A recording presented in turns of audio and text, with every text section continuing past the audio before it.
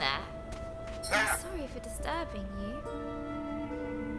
This place is sacred. Do you hear me? Sacred. You don't look sacred at all. But I came here following a dragon. Have you seen it? It's really important. Go away. And stay out.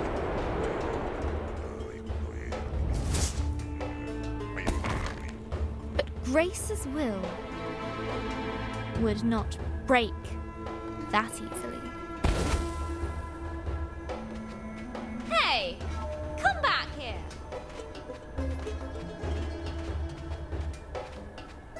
I really need your help. I said go!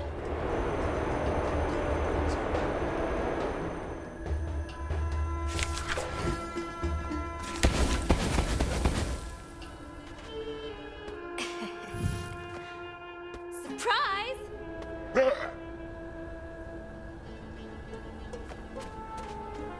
Really? Who does that big bag of wind think he is? Look, whoever you are, Go away! I can't. I have to find the... Go away!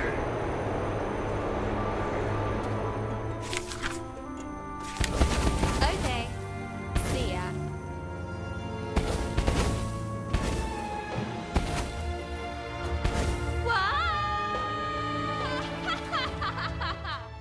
That sorted Mr. Grumpy Pants out. The yawning cave burrowed deep into the earth.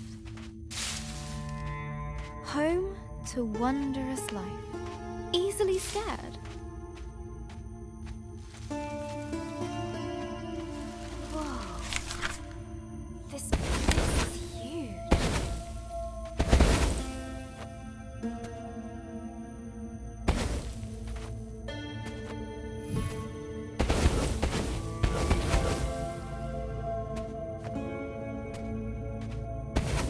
Grace felt like an explorer.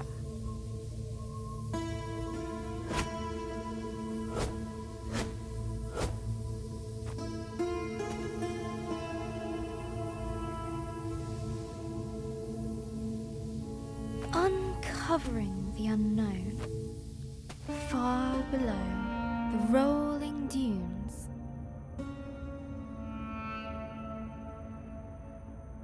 I wonder what used to be down here. Maybe sand-swimming desert pirates? Or one-eyed troglodytes? I hope not.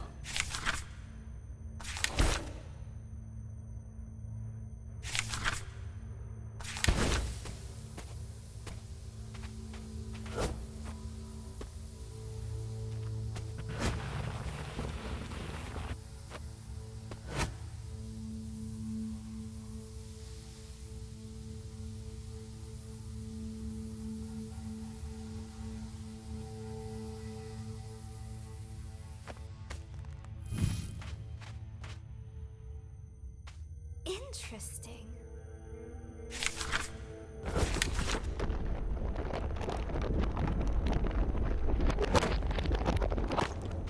Deep under the desert sands, Grace found a long forgotten chamber. The plant recoiled at the sound of her footsteps.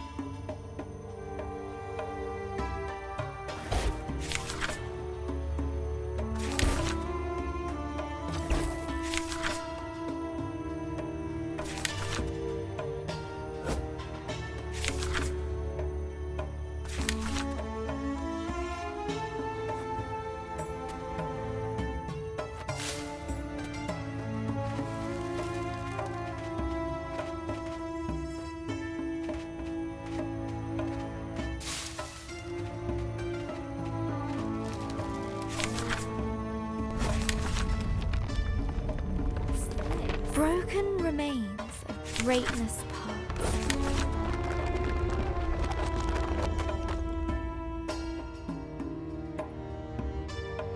The silence of the ages filled the air.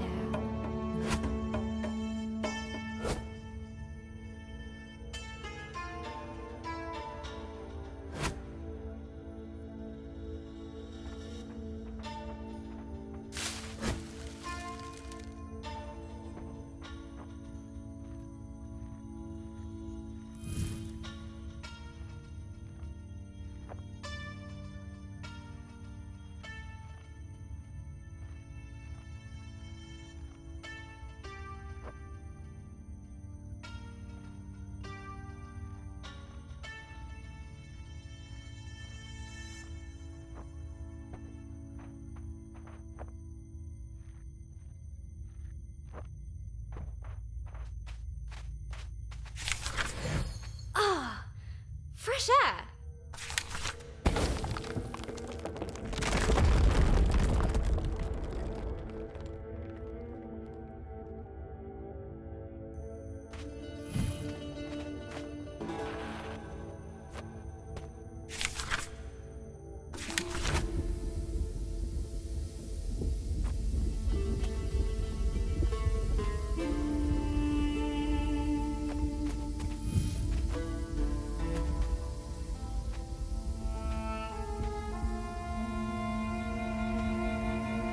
A familiar, foul-tempered voice drifted down to Grace. He didn't listen. I need to find it. Sacred, I said. No one listens to me anymore.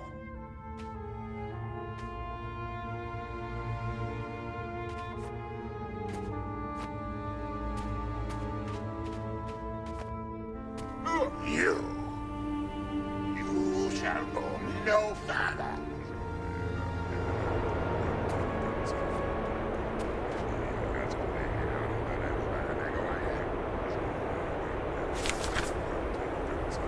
Oh, please shut up.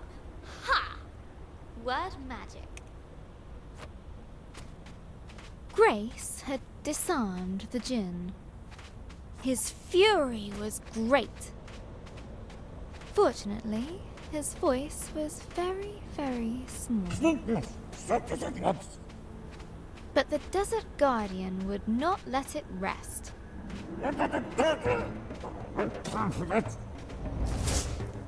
Hey! Stop it!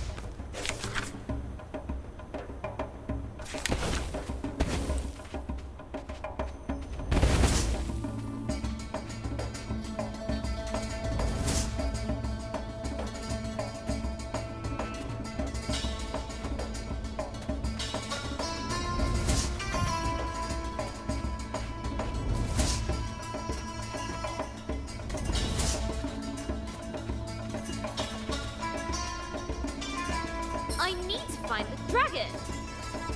Don't you get that? I really don't have time for this.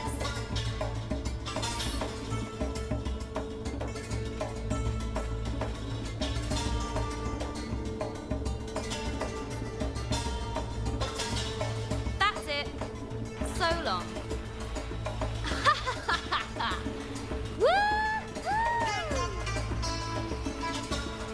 Well, we got rid of sulky boots again.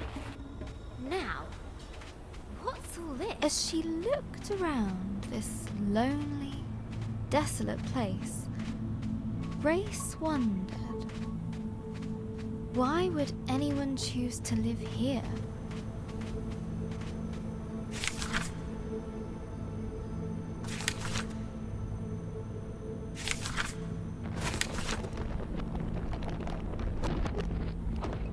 There had been people here, once upon a time. What happened to them? Who were they?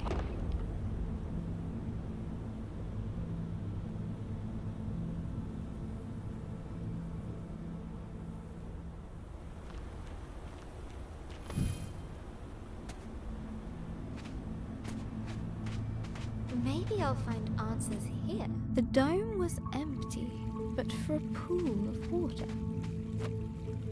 An inviting place to rest. Grace's thoughts drifted to the people that once had lived here. She would... Merchants.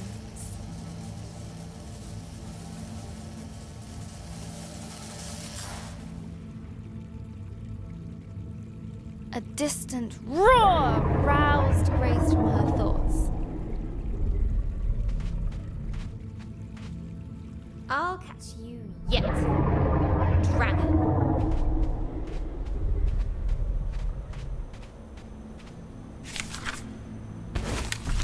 The ancient statues toppled before Grace.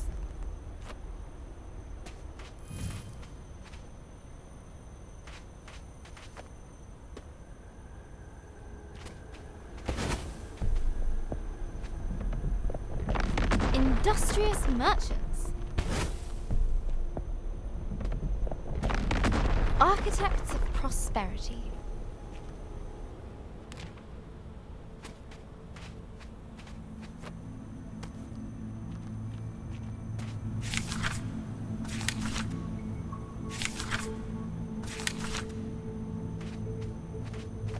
Industrious merchants.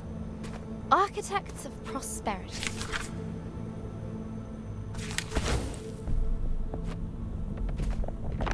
Fall before me.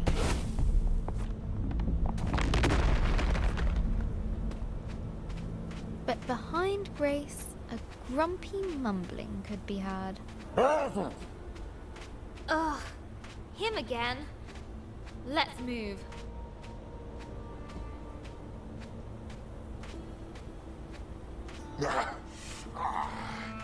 That's better. I do the magic around here. You, go away! The Desert Guardian was frantically looking for Grace. Stop hiding from me! He would surely find her eventually.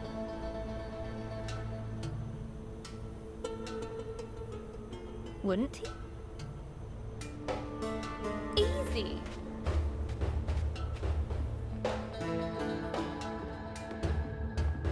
Despite the darkness, Grace's hope guided her.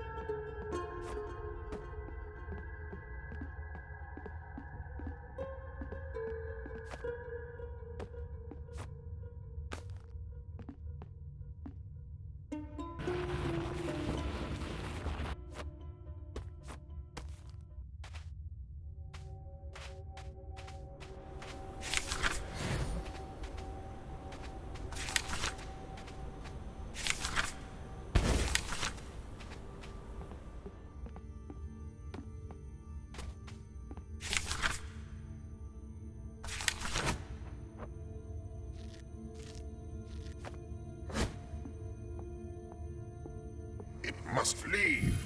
It must. They mustn't know.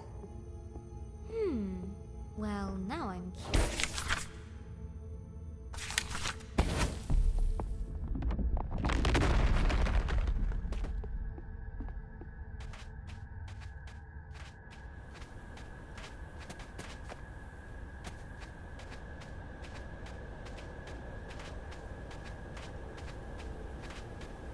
What is it with this guy?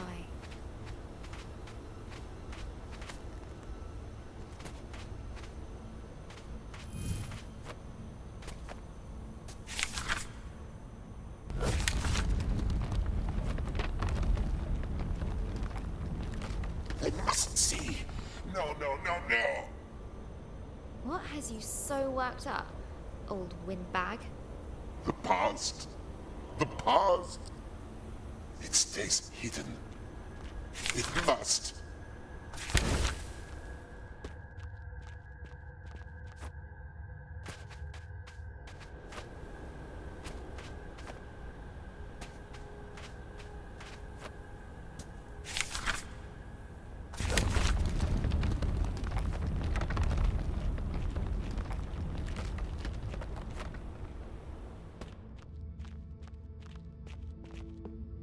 Oh, the old days. So little left. Best forgotten. Look, whatever it is you don't want me to see, I'm sure we can... No. You cannot go further. Back! How can I get him to listen? Would she break the Jinn statue? Or repair it?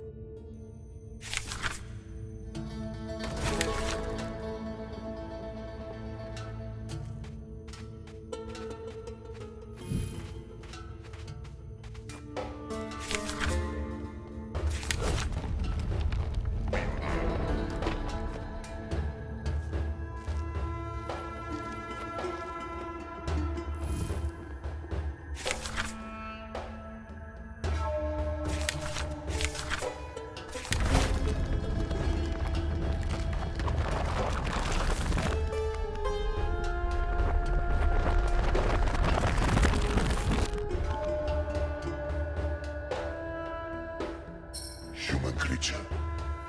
You rebuilt my statue. Why? You weren't listening, but you look calmer now. I do not understand. Why show pity to me? I did nothing to aid you. Everyone deserves a second chance. Or a 10th. What's happened here? What did you do? I failed. More than 10 times. Let me show you.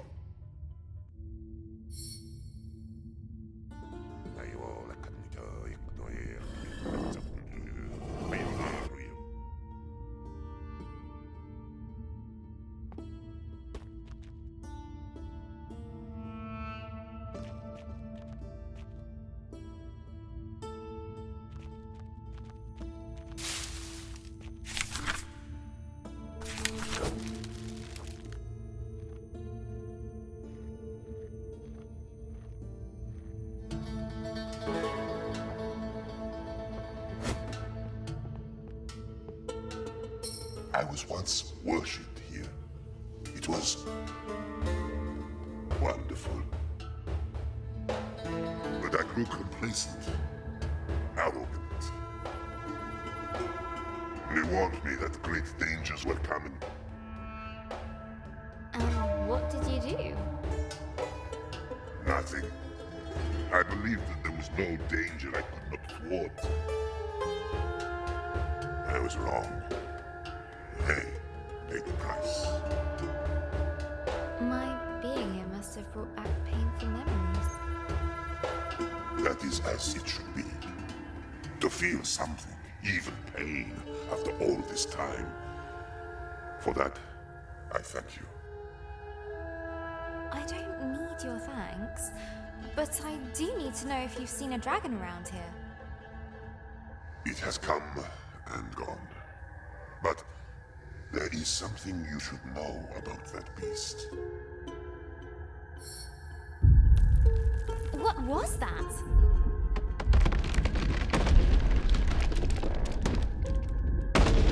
Hold on! Fall softly, my friend.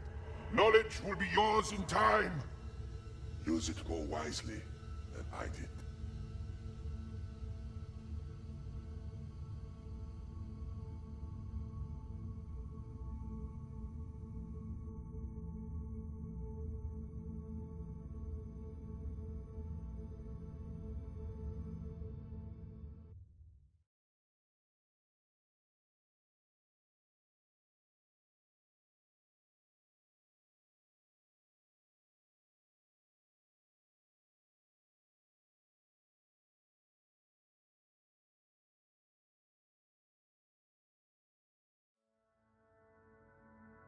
Hello, Journal. Today at school, I got my history essay back. I wrote about Vikings. I love Vikings. Mr. Collins didn't like it. I won't be showing this to Mum.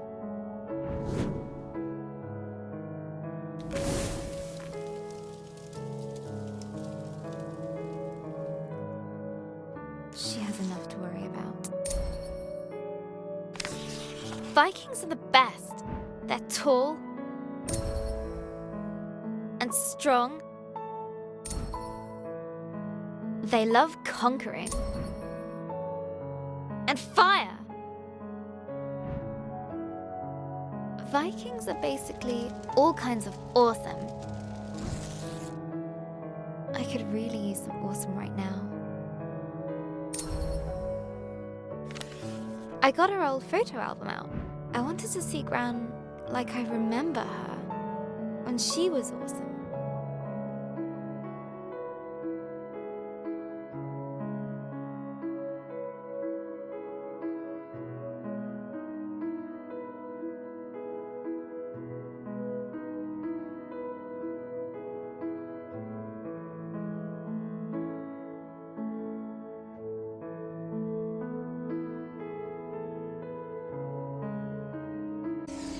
I close my eyes. I see her in that horrible bed. We're visiting the hospital later today. When we arrived, Gran was asleep. Her skin looked so thin, almost see-through, like tissue paper. She was Gran-shaped, but empty. I mean, that's silly, right, Journal? It's just Gran, but somehow it isn't. It's not her! She woke up after a few minutes, but it didn't seem like she knew who we were. Why? Why is this happening? Why her? It isn't fair! Why, Journal?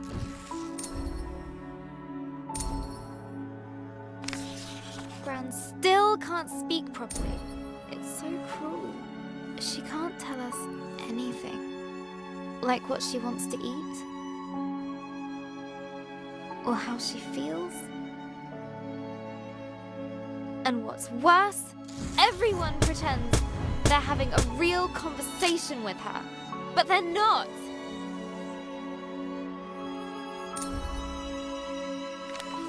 You're doing fine, Barbara, the doctor said to her. You just need some time. Hospitals should make you better. She's so ill now.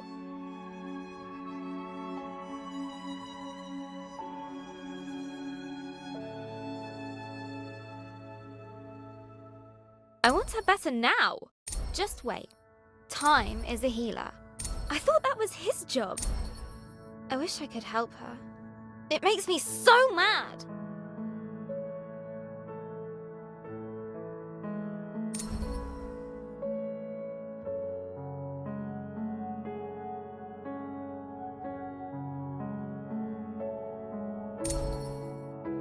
Nurse said it was dinner. Mum had ordered Gran soup and a jacket potato. But when Gran tried to eat by herself, she kept dropping her cutlery.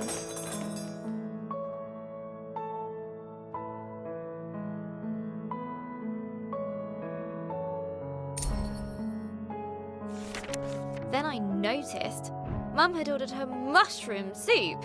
Mushroom! Gran calls them nature's bogies.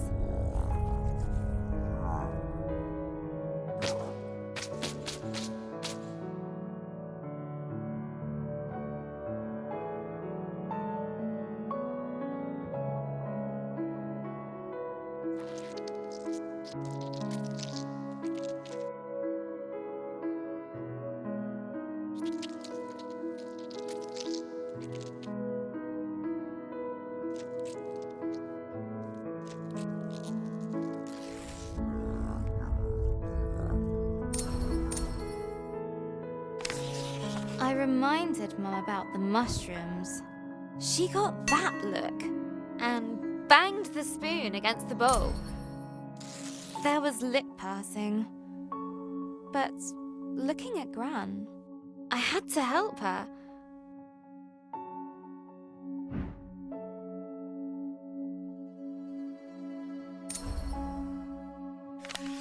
I still had some loose change, so I ran down to the entrance hall, where I'd seen a vending machine on the way in.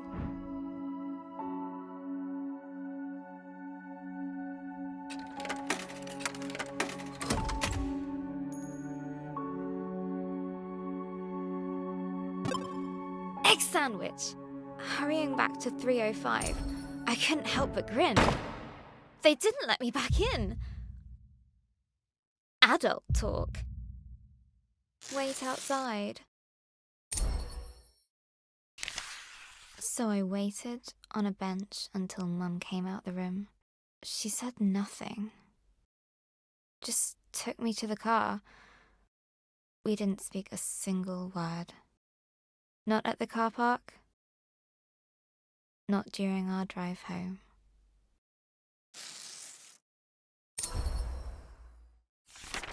Dad had made pies for tea.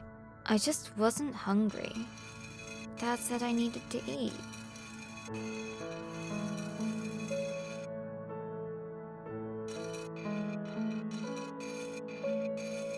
I said if Gran wasn't going to eat, neither would I.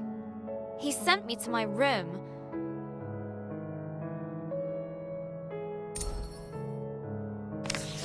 I slammed the door really loudly and flumped onto my bed.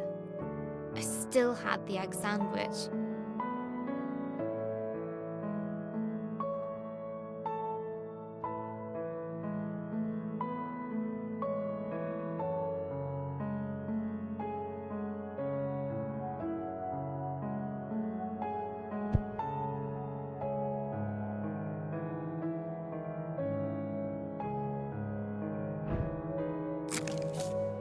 It was all mushed up. Everything is all mushed up.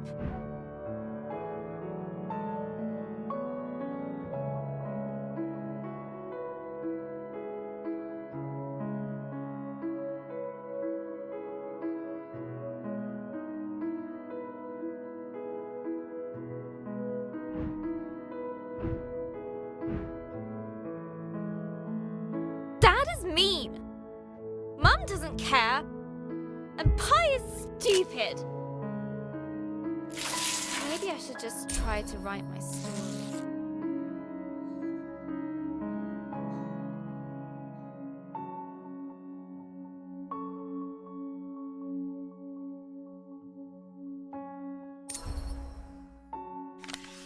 Let's see. Last time, Grace was plunging down into the dark below. But the djinn's spell slowed her fall. Down and down she went, tumbling, helpless. Then and there, Grace started to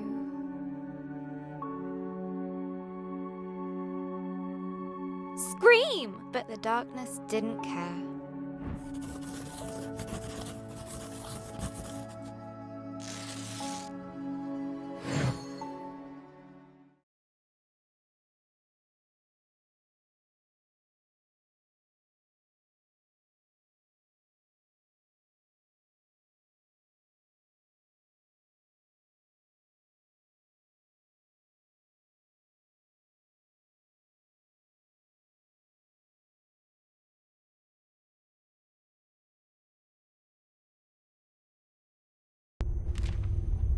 As Grace hurtled through the darkness, her helplessness no longer made her feel scared.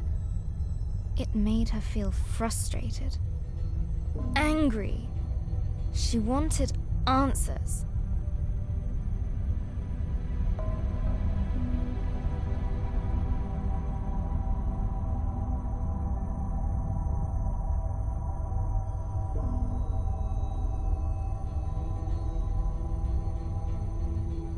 Jin's magic gently released her into the unknown. Now where am I?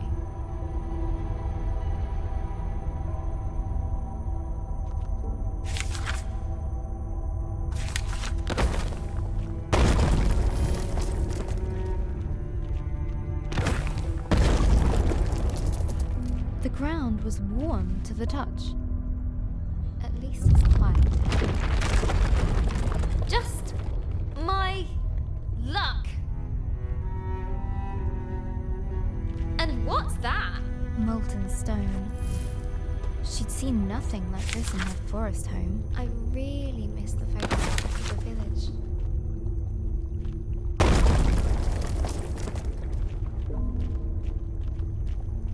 A stalactite hung above, looking decidedly precarious. None of this seemed welcoming. None at all. Careful! What is this?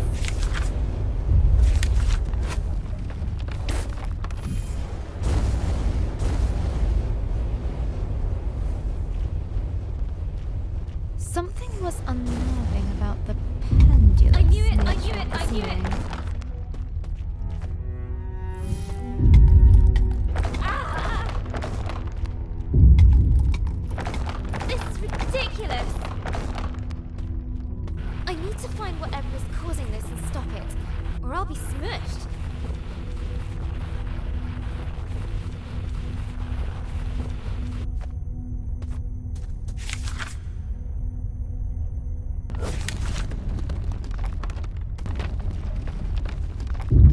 As the sound got closer, Grace realized she would soon face its maker.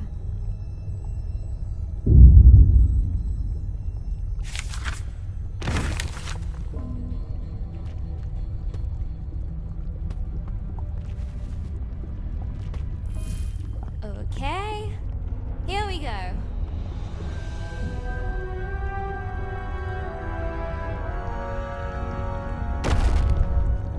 Fire and flame wrapped her form. Hey! Stop that! You'll bring the whole cave down! But the giantess just kept on pounding. Yeah, just ignore me. It's not like I might die over here. At least that noise has stopped.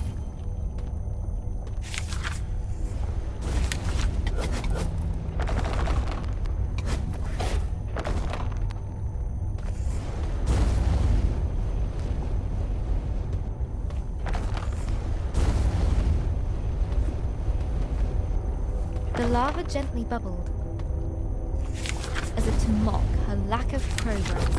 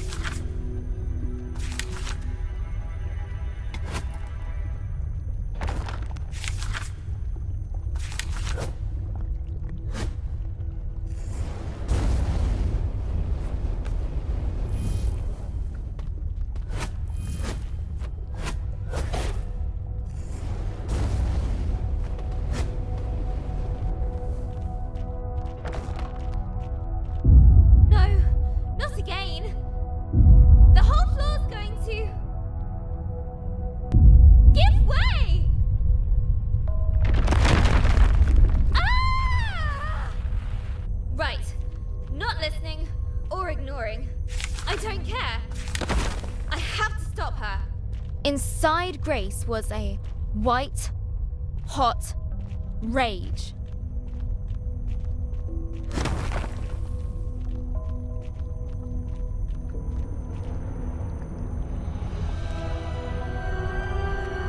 Hey! You! That was rubbish. Let's go again. Hey! You! Hey! Whoever you are! You nearly killed me!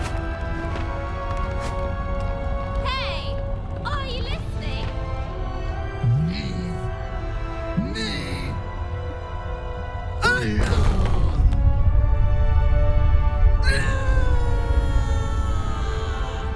Leave me alone. No. That's not fair. What is wrong with you? What's wrong with me?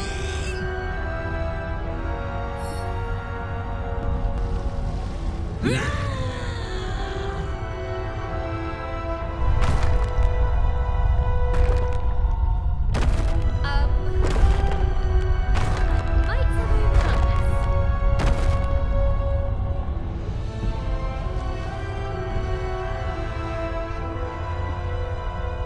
I really need to get out of here. A timely exit.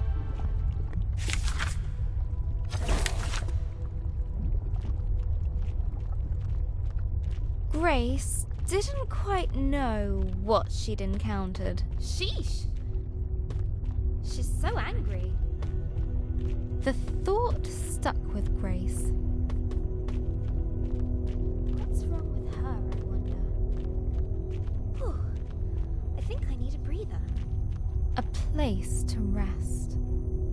Grace was beginning to feel the burn of loneliness.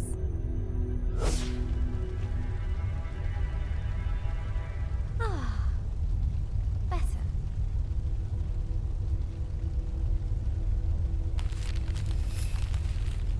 Grace's thoughts drifted back to the burning giantess. Why would she be so full of rage? Misunderstood. She smashes stuff because no one understands her. I get that. Grace vowed to be more understanding.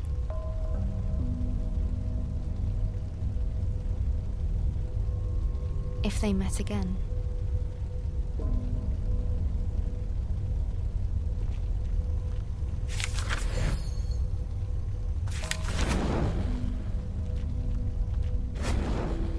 As the light pushed back the darkness, a heaviness lifted from her heart.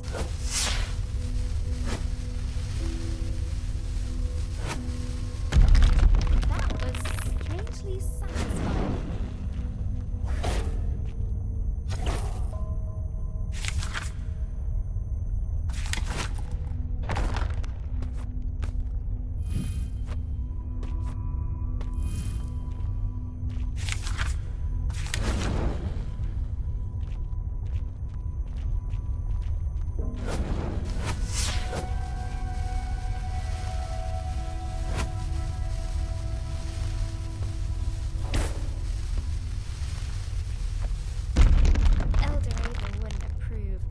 But I don't care.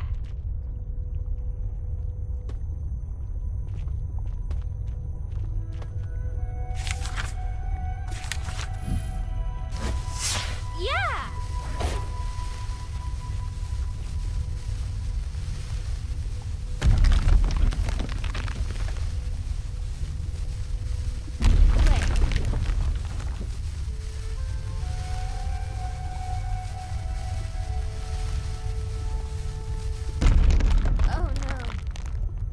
Again? Grace was adrift on the current. Without control, lost on the flow of lava.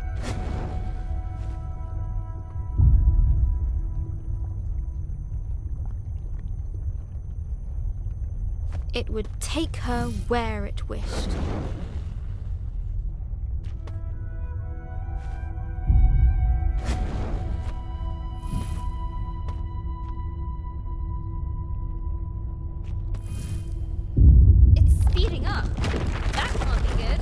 burning river went faster.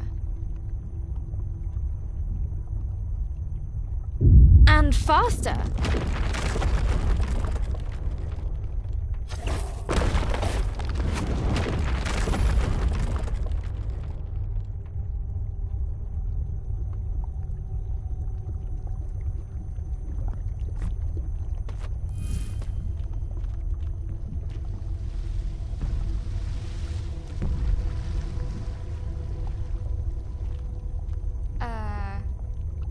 Okay, Grace.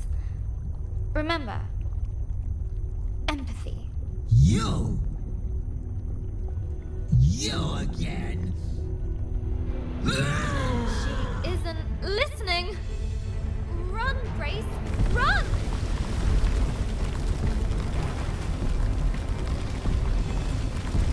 Thundering steps shook the earth.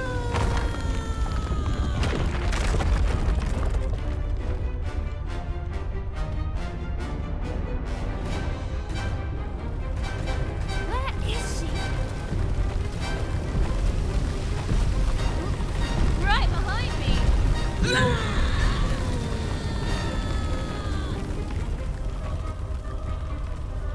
Debris was flying everywhere.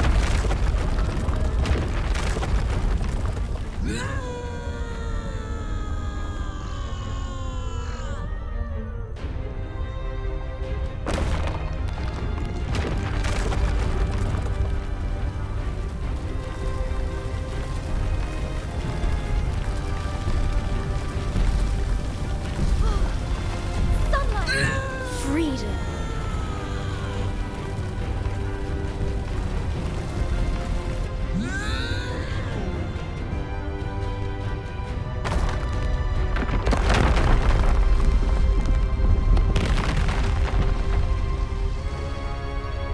Now look what you've done.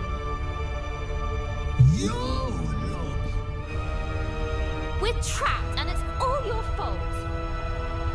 I hate this place and I hate you. I hate you! Her anger consumed itself. Huh? What happened to you? No. Don't feel so angry now. Angry. I know what that's like.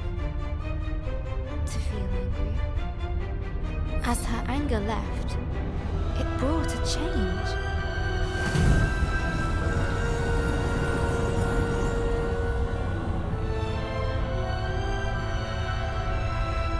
He did it again. Lump's anger gone.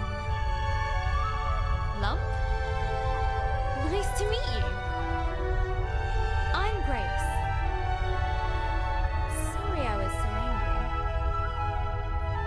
Lump's sorry too. Lump scares Lump when Lump's so big.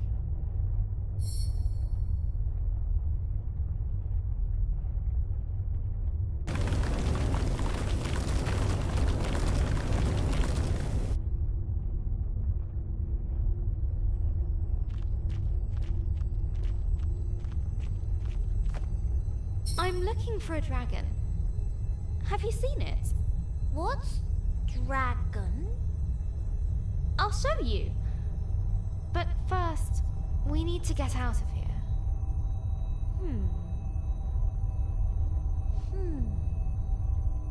Just then, Grace noticed a boom shroom she hadn't seen before.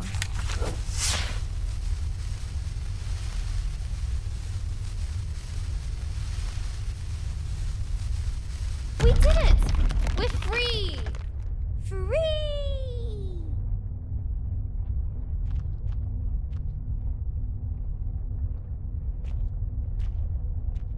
Lump! You coming? Lump likes Grace.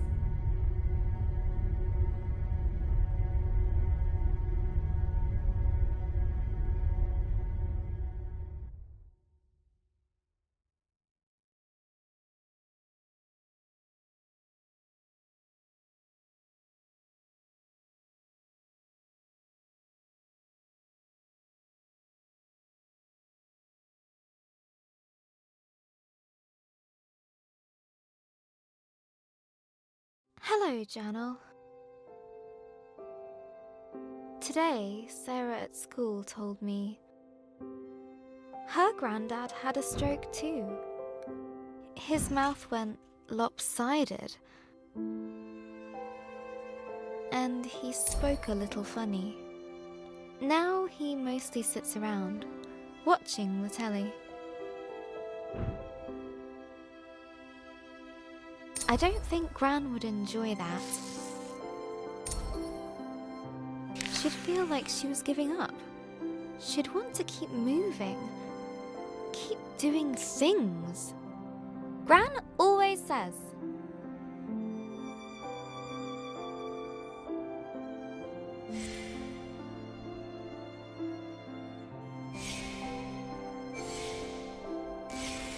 Give the world your kindness, and it will return it threefold. the more positive energy and kindness you give the world, the more you get back. When Mr. Parry's lawn got too high, Gran cut it for him. For the community centre meals, she baked cakes.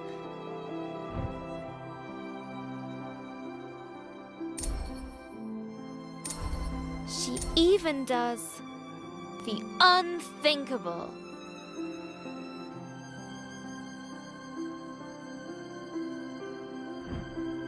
She changed Ben's smelly nappies. We could do with kindness right now. Someone better step up. Me!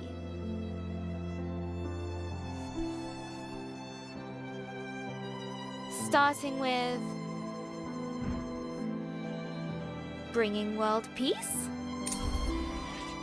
Cooking for the elderly? Cutting Mr. Parry's lawn? Tidying my room?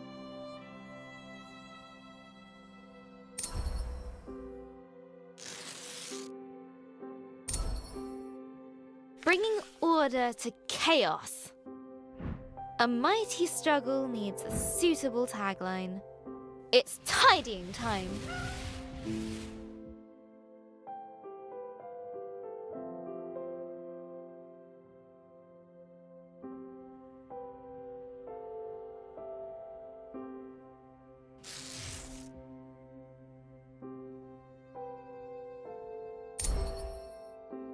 And then I did the washing up from breakfast.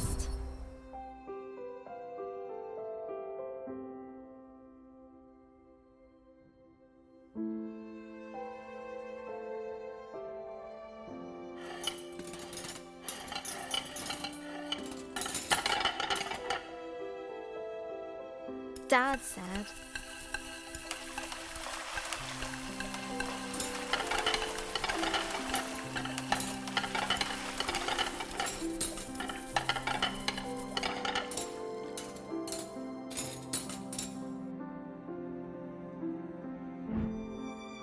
"It's a miracle."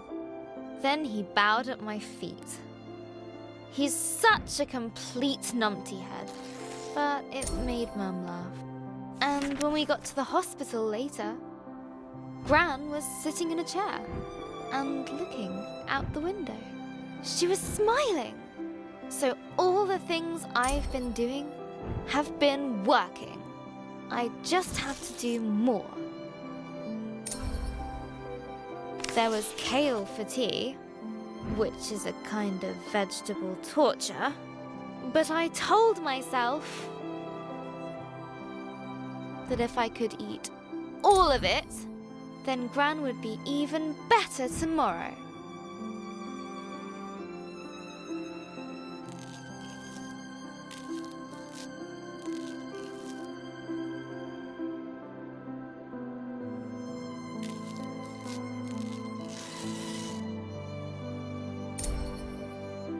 I am on fire today.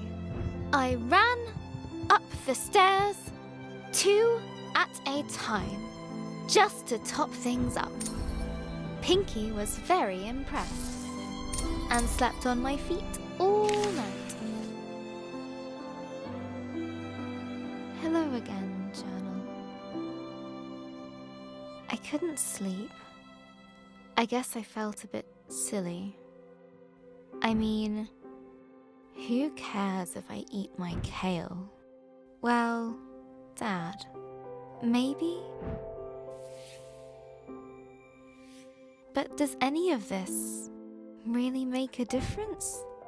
It's just, if there's a sliver of a chance, it actually does.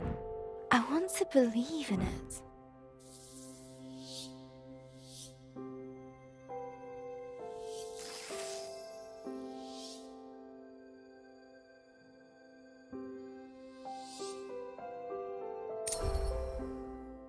Sarah told me that when her granddad was sick, she used to pray. I don't exactly know how that works, but best to hedge my bets. Please, please, please, please, please, please, make Gran well.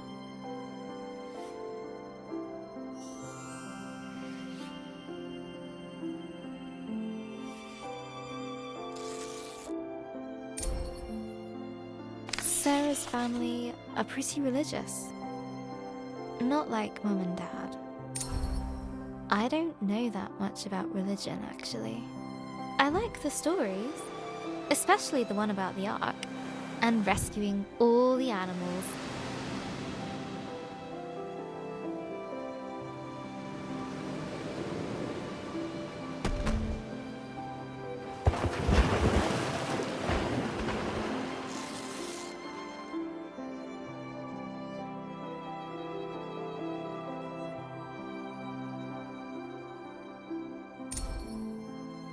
Gran was raised Catholic,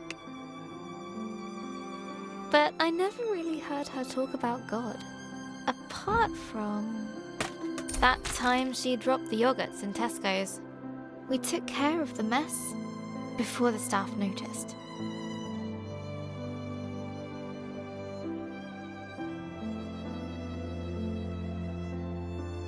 Gran even offered to pay for them.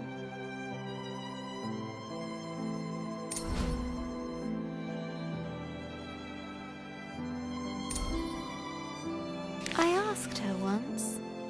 She said, if there is a God, they're in our actions. How we help and love one another. Seems right to me.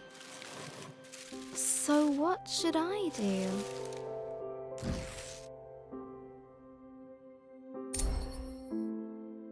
I'm going to bring in my story next time we go to the hospital. I can read it to her. I think she'd like that. Maybe if I do a really good job, she can come home in time for Ben's birthday. But first, I need to get on with the story. Having escaped the flaming caves, Lump and Grace ventured into a tenebrous forest. Writing Lump is going to be fun. But if she's not so angry anymore, she might need another character flaw. Maybe uncontrollable cravings for...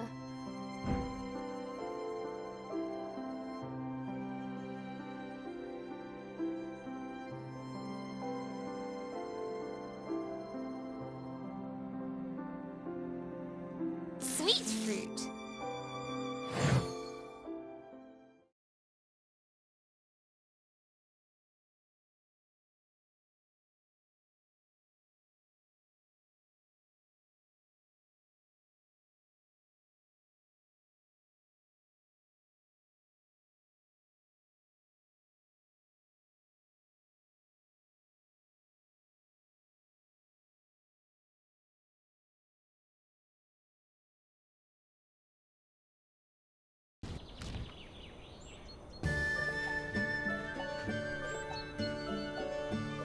Gentle sunlight streamed across their faces. Sun! I missed you. Oh, Skyfire is warm. Like Lump.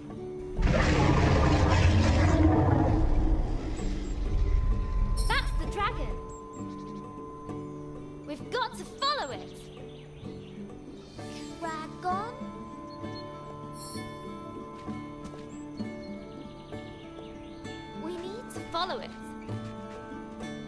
Let's go, Lump. Lump no likes follow anything that goes.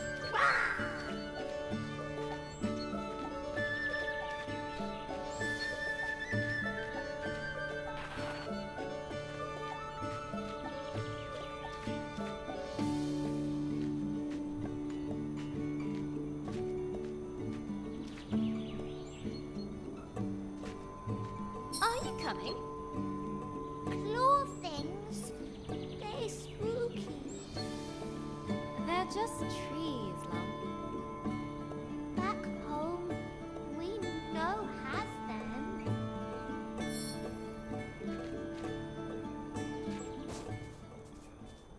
The grey forest, dark, foreboding. Grace didn't care. Home. You miss it? Yes, that's why I'm doing this. You miss home, but you leave it. You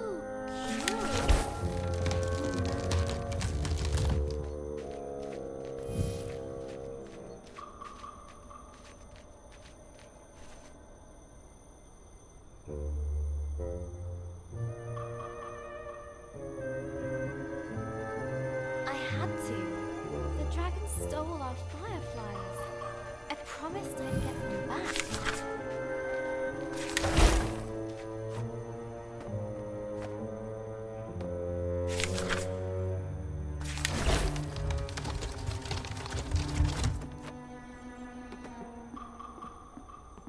What is dragon?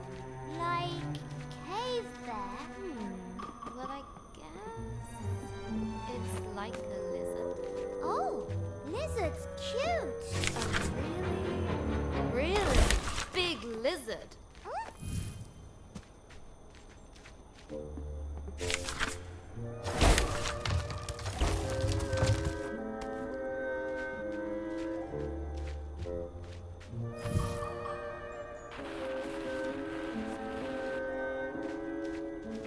Ooh, big stone. Go, push it. You could help, Lump. Lump small. Lump no use. You used to be a lot bigger. Lump was? Remember. I'm glad to have you, even though you are small. Whee! Lump glad to be with human. You are the bestest human. Yes.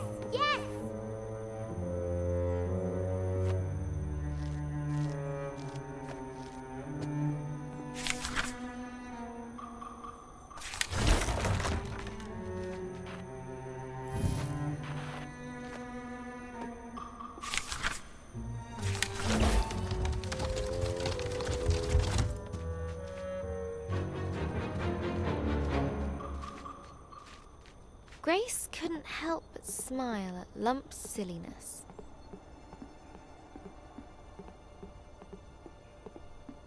Her fiery friend was finding a place near and dear to her heart.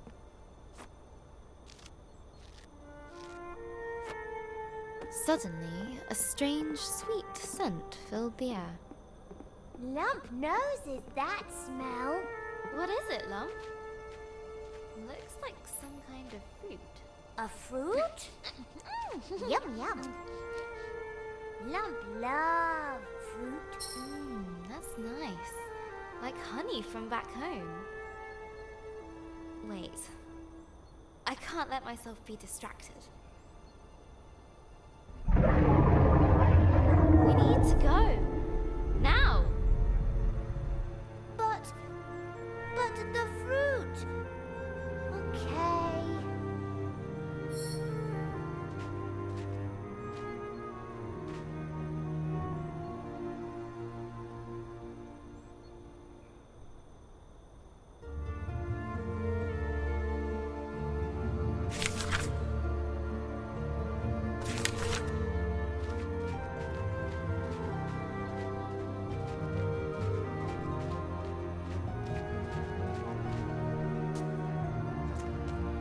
shadows deepened in the ravaged forest. We're getting closer. Do we want to be closer? Look, Lump! Dragonfire! It's here. Yes, Dragon. It's okay. Lump's okay. Okay. Lump, trust Grace. Us chase dragon. Whee! That's the spirit, Lump. We're near. I can feel it. Yes!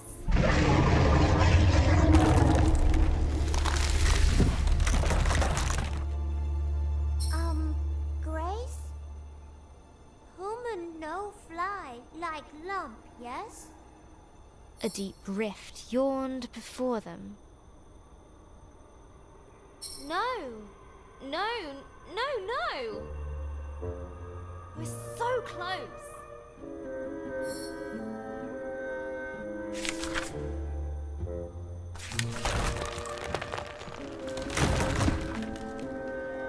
That wasn't meant to happen. But the fruit had an irresistible draw on Little Lump. No, Lump! Stay here! I need you!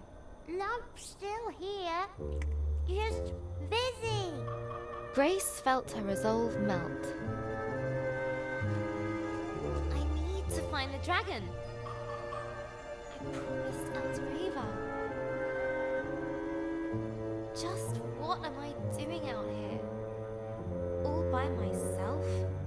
Silly human. Lump not left is in fruit. Thanks, Lump. Grace knew she wouldn't swap that little ball of fire for anything. Wow! You're okay, Lump? Little dizzy, but good.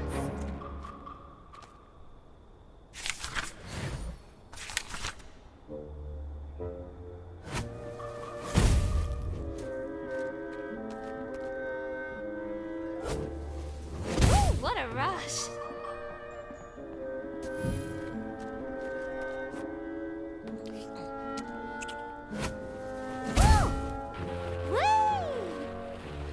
That was amazing!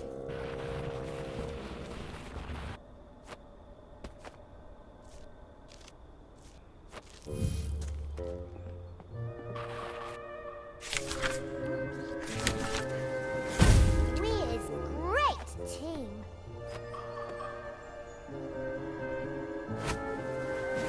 Starting to tickle.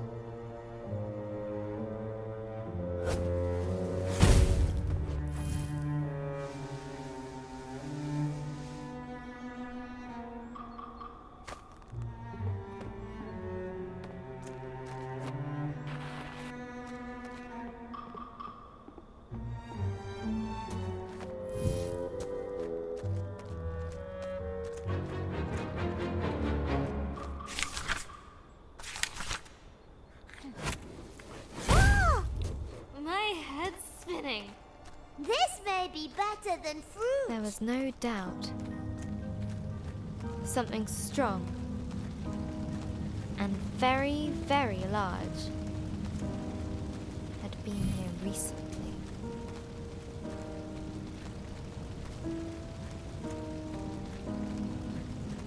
There it is! Dragonfly? Wow. Great! We've seen it! We go now? It goes! See? We go? Yes? Grace pursued the beast with little thought for her own safety. You won't get away from me again. I won't let you. Ah! No! Come back! Come back here! Oh, it's okay! It hurt you! What? Far above, the dragon circled in a dome, falling fast. Run!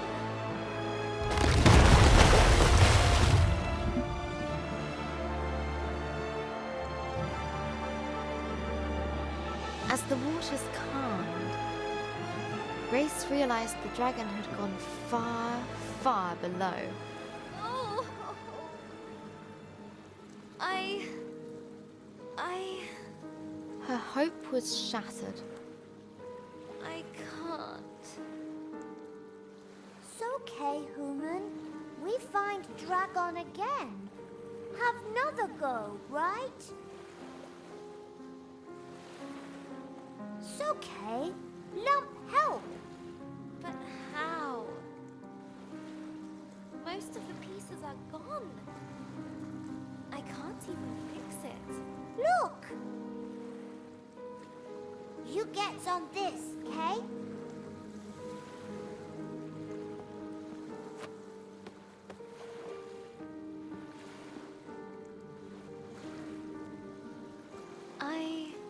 I don't even know where I'm going anymore. What am I doing? I'm such an idiot. What did I think I was going to do if I caught it? You tried though, human. That's important.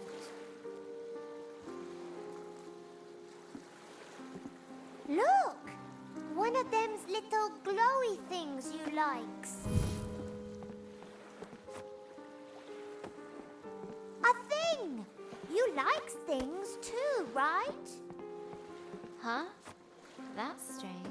Maybe there are some people around here after all.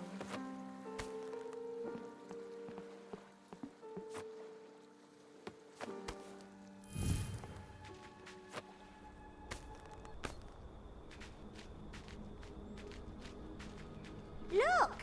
Stuff! All broken. Forgotten. Much sad. Maybe dragon? Clumsy, clumsy. You cold, human? A little, yes. Lump make fireball. You bring wood, yes? Okay. I can do that.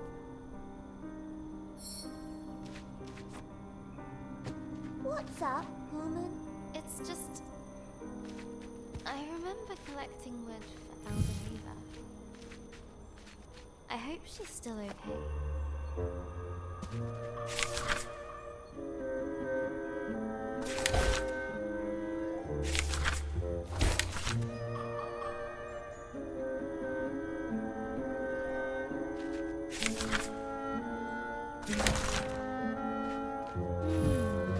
This smells like the trees back home. But is it as good as fruits? Is it? Human, is it?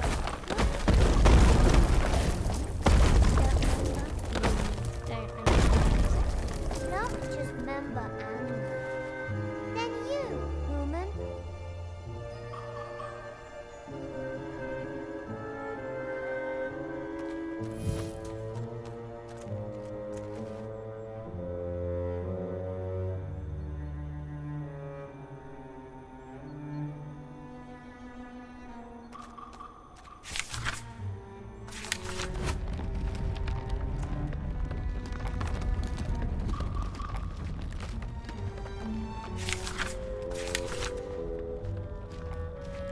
Okay, that should be enough.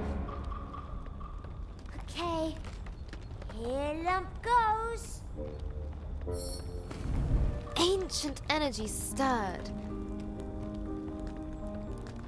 reaching into the place beyond.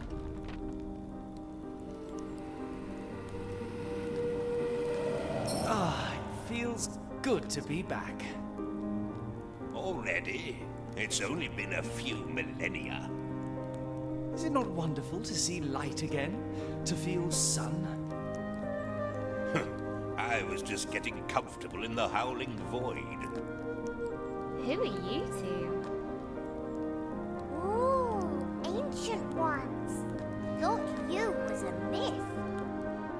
Oh, no, no, my little friend. We are very real. No, we're not. You're imagining us. Go away now. Now we're here. What can we do to help you? Lump! They could help us get to the dragon.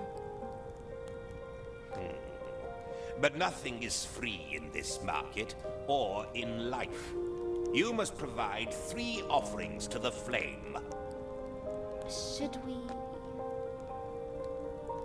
If help human, if it make human happy, Lump say do it. Hello. So... Market of the... Things end up here that have been cast. After a time, so will we.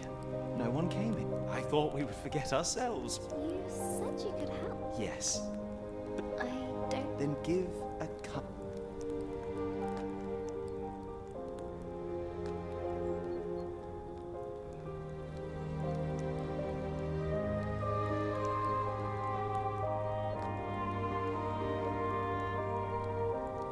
You actually seemed pleased to see me. It's been a while. Thank you. How kind of you to say. Now I will return the favor. To get your wish, you must submit an offering of hope to the flames. Something dear to your heart. Elder Ava gave me this. The pendant gleamed with hopeful memories. I don't know if I should. It was the last thing that she gave me. A wise person once said that no one ever got anything just by wanting it. Okay. You're right.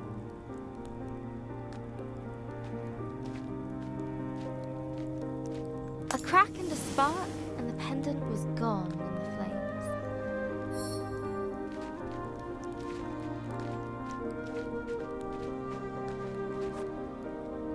Go away. I said, I need it. and what do you expect me to do? This is a market, right? Look, buy help. It isn't? I trade in a blink. Oh. I must find the sacred fire. Well, what memory?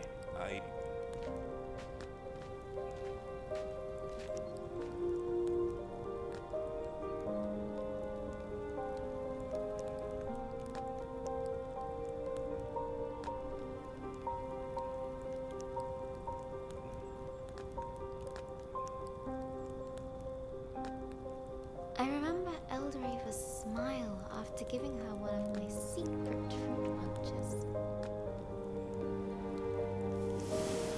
No, you don't. Don't what? Don't remember. Never mind, never mind. Look, this bit can go on forever. The offering has been made. Thank you, I guess? 2 offerings down. 1 to... Ooh, what next? I don't know. Do you think they'd take another memory? The last offering must keep our fire burning. A gesture of hope, of friendship. But it cannot be given by you. And we've already given you something, so we're out. What about Lump? You have something to give? Sure, I got Lump. You would give yourself to help your friend. Of course. Lump, you don't have to do this. There must be another way. This is important to human. You freed Lump. You gave Lump memories. Lump want to give you something too.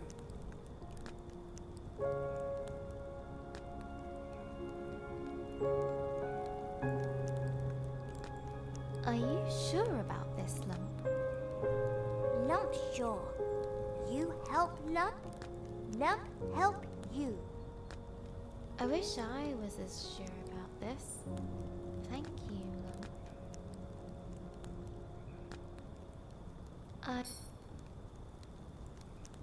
Goodbye for us. Hello for you and Dragon. As little Lump jumped into the fire, the flames began to burn, larger and brighter.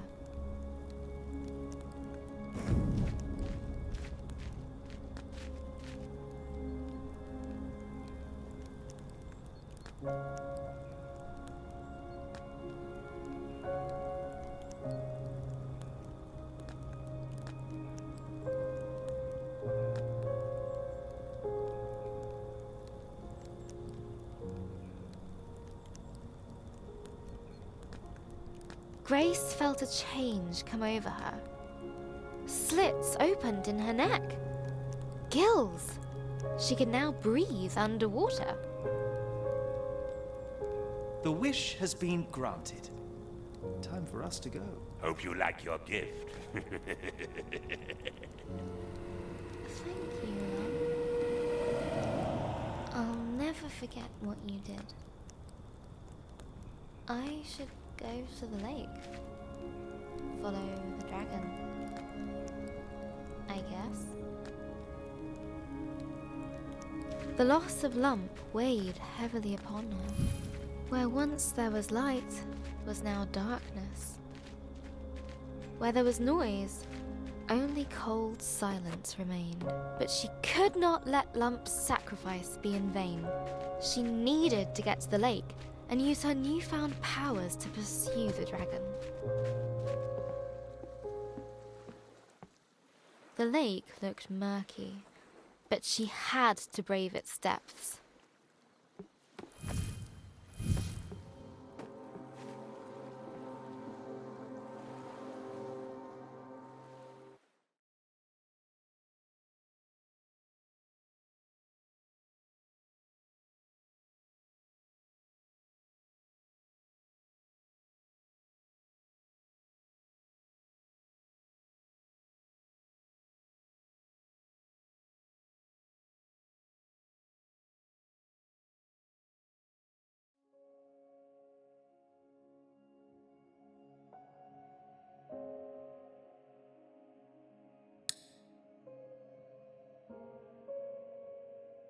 It's 5 a.m.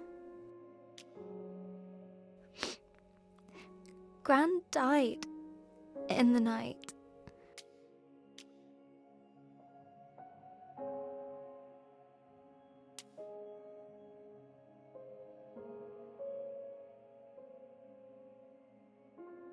Mum got the call a few hours ago.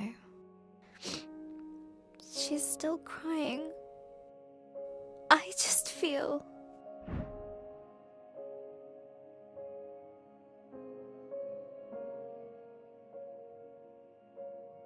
numb.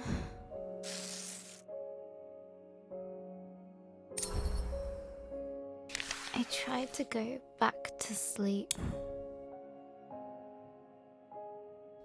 but as soon as I close my eyes, the thoughts keep circling back.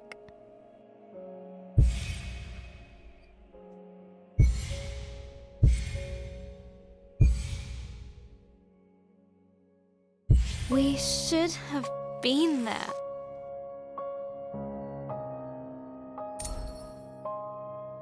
We drove to the hospital first thing in the morning.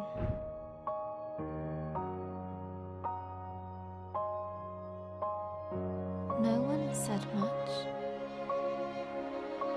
It seemed to take forever.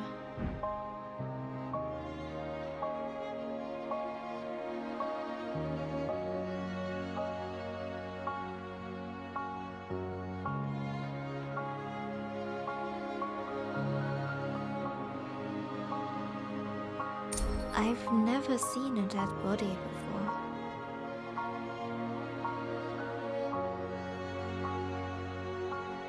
It might be scary.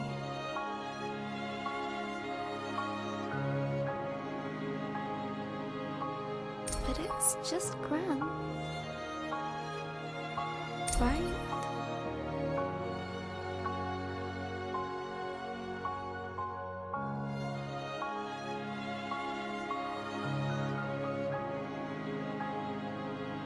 Maybe I should have stayed at home.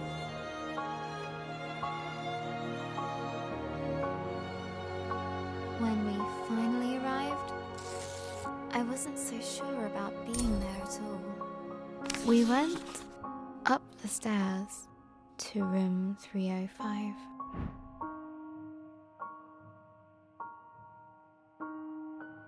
Gran's room.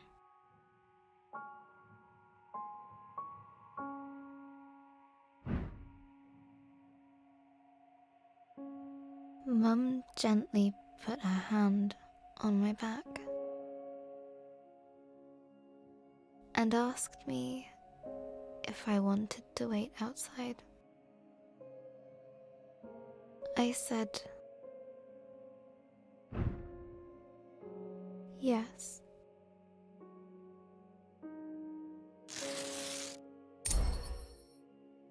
Hello again, journal. I'm sitting in the waiting room.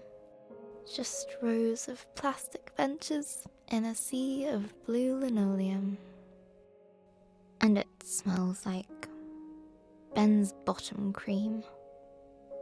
A little doodling should distract me from this dreary place.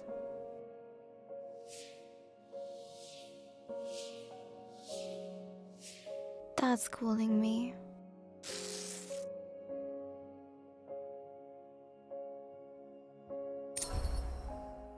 Dad had his arm round Mum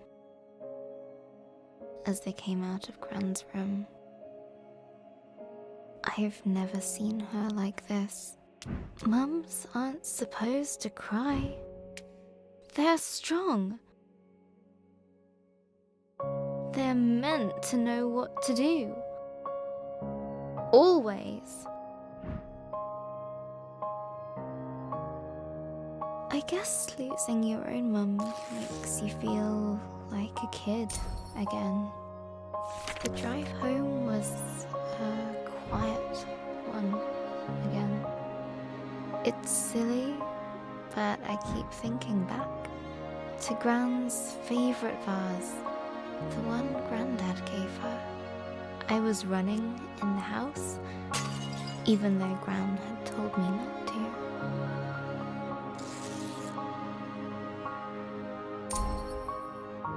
I still remember the noise of the vase smashing into little pieces. Gran was there in an instant. I waited for her to shout. She didn't. She just looked sad. And somehow, that was worse. Gran wouldn't let me pick up the pieces. She found every single one and carried them into the kitchen.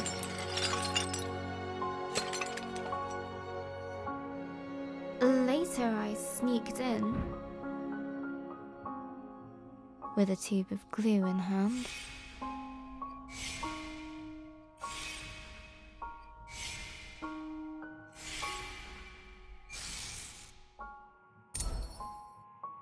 It was a mess.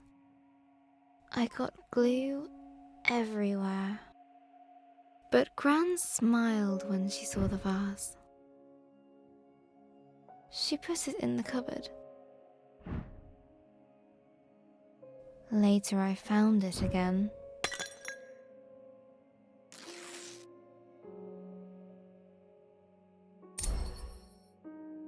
When I asked her why she'd binned the vase, she smiled again. Gran always says,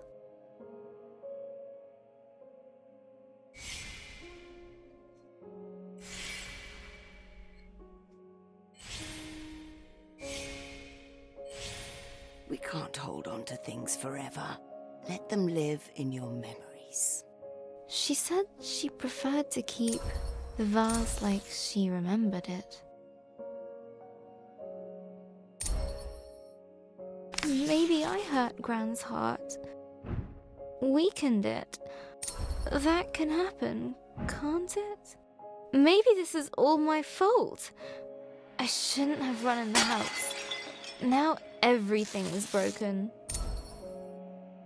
If I'd started my story sooner, Gran could have read it. It might have helped. I could...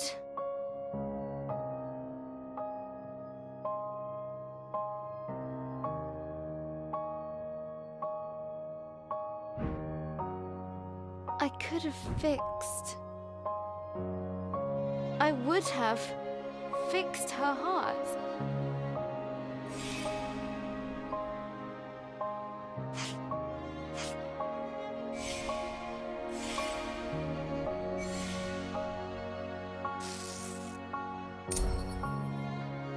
Really?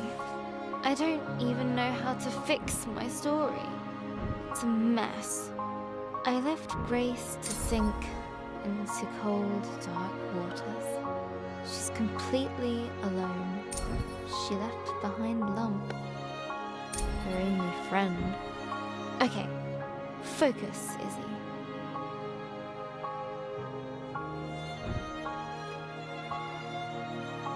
How can I continue the story? How would she feel about this situation? Grace felt...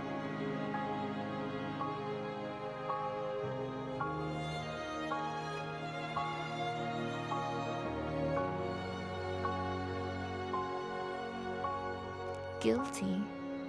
We're getting somewhere. Now...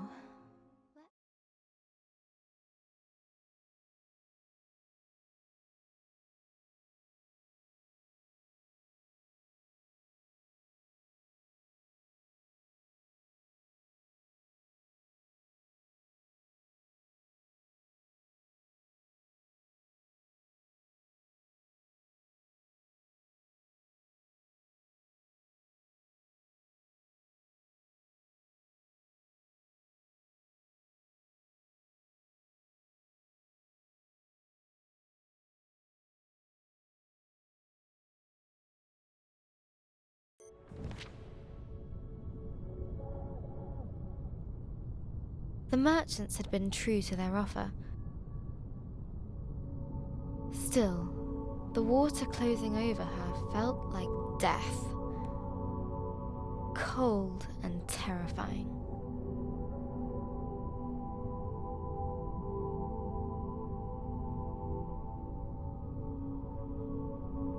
I can breathe! This feels so... strange. Wish Lump could have been here. Ugh. I shouldn't have let her do that. But there was no time to dwell on her lost friend. Grace had a dragon to find.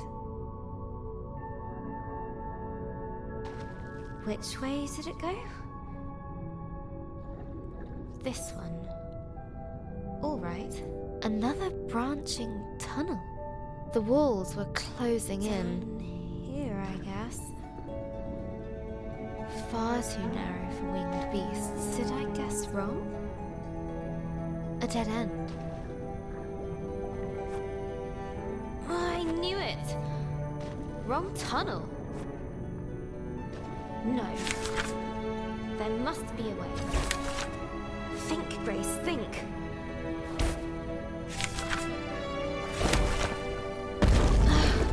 How do I get up there?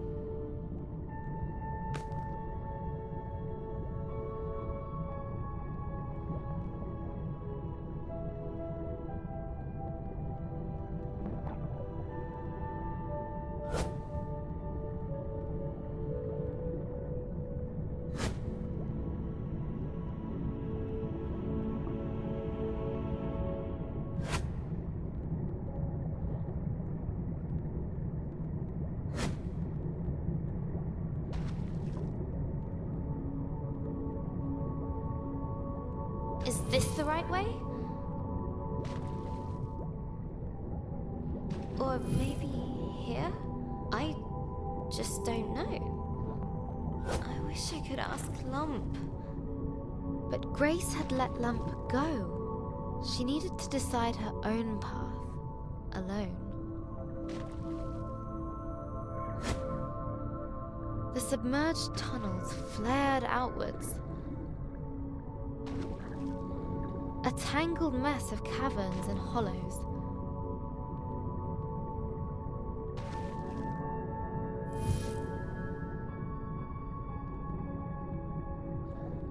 Twisting and turning.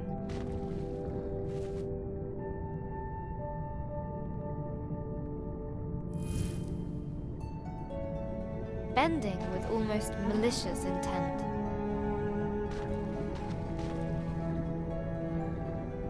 I need to get out of here.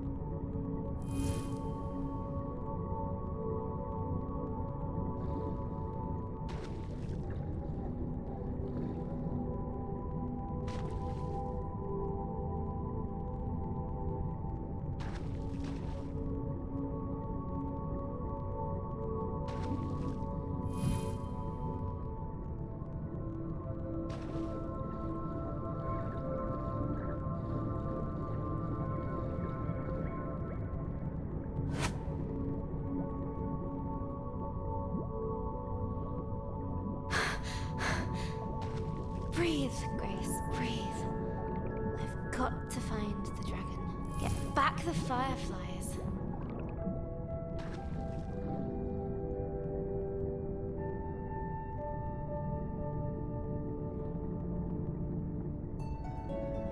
You can do this, Grace. No!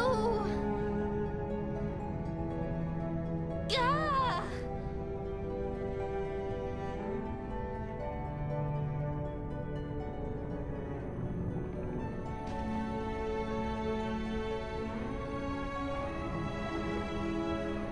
She found herself amidst a great coral bed, shimmering with color and life.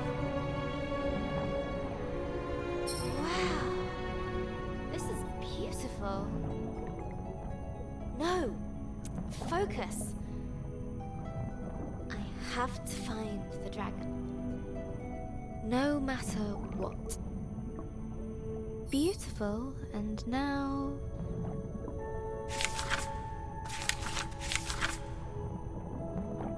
broken. It grows back, right?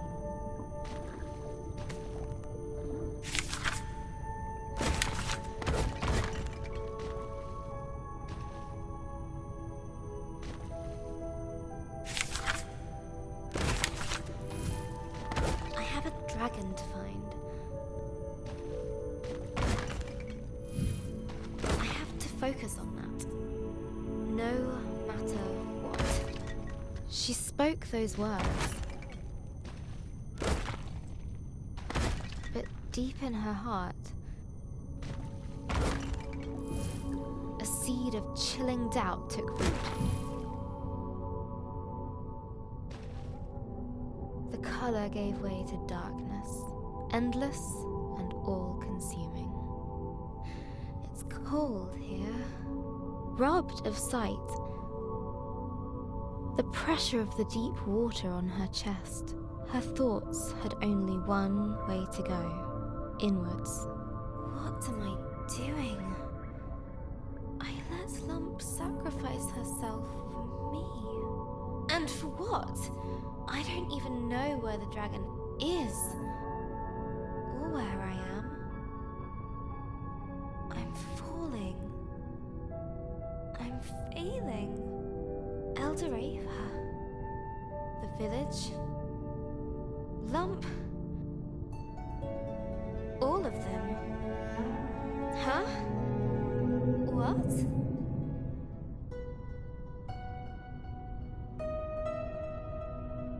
Air?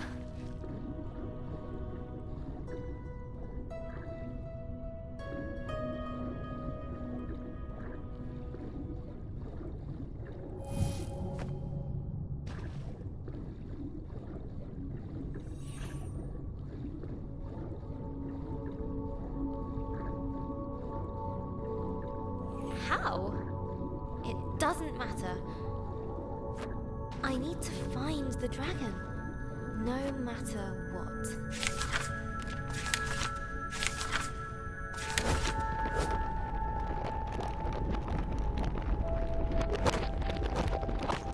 A cold determination gripped her.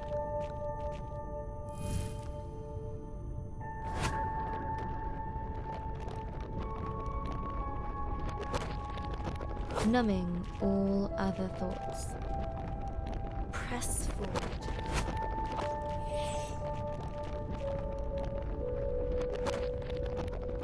Get to the dragon, no matter what.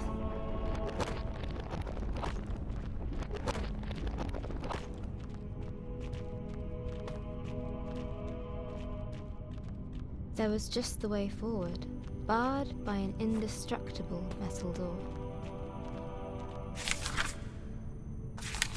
No! I need to find the dragon. Grace could no longer ignore the seed of doubt.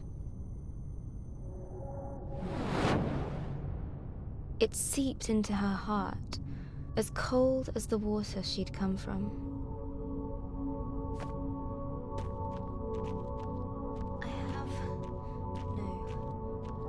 I need to find it.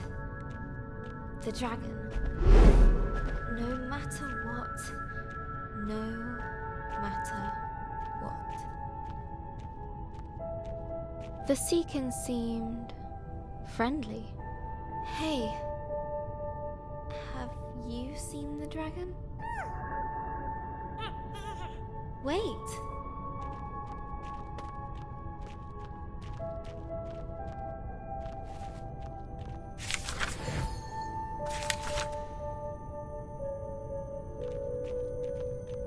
A host of them greeted her with curious chatter, warm and welcoming. Have you seen the dragon? Please? No?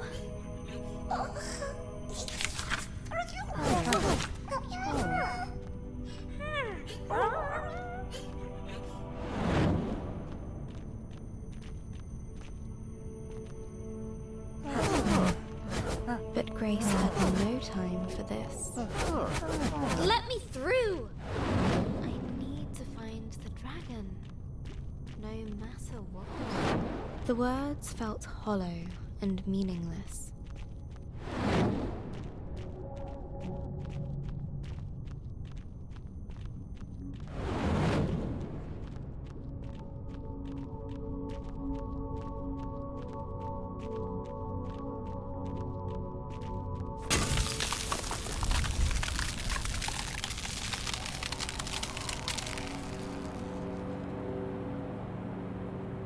Freezing cold blanketed Grace. There was comfort in its numbing embrace. She wished she could stay.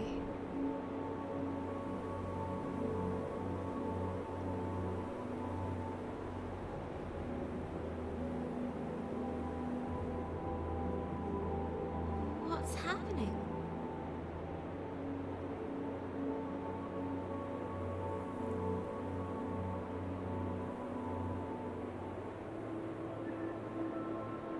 Did I do this?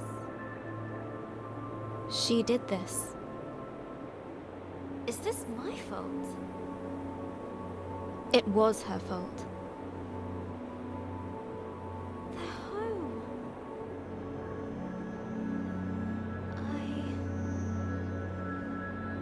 I destroyed it.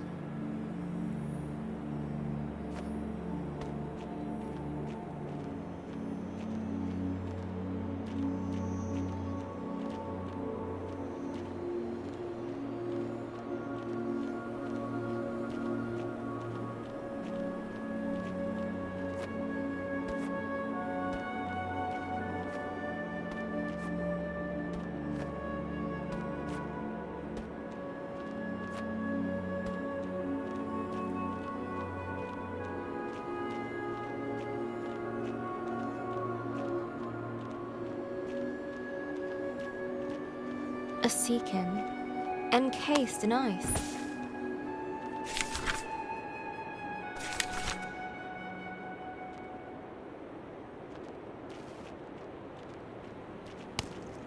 Oh no! What have I done? I'm so sorry. Please forgive me. I never wanted this.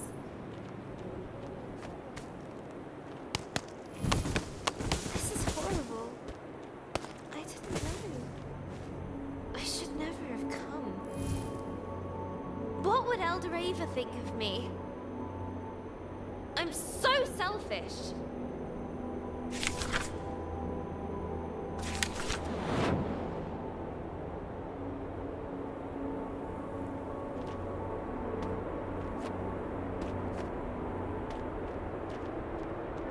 Guilt dogged her every step.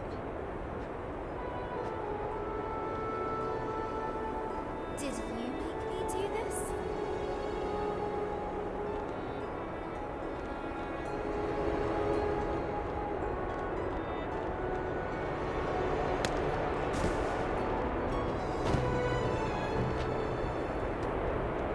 Guilt dogged her every step. Did you make me do this?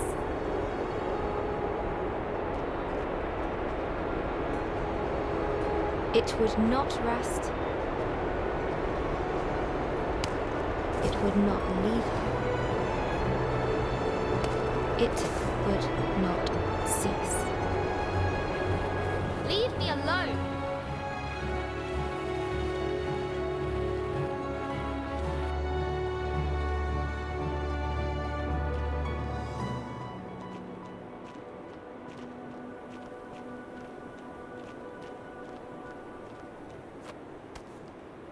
Must get away. Have to move.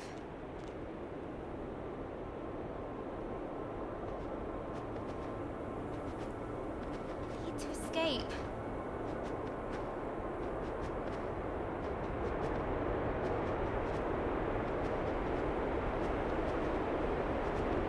Please. I didn't know. I didn't know.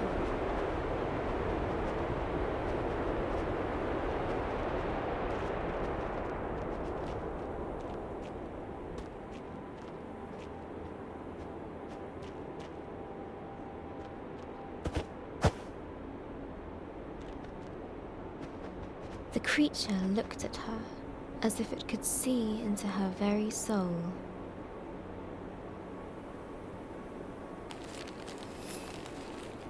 Under its stare, her fears crystallized like ice. She knew that she would be eaten.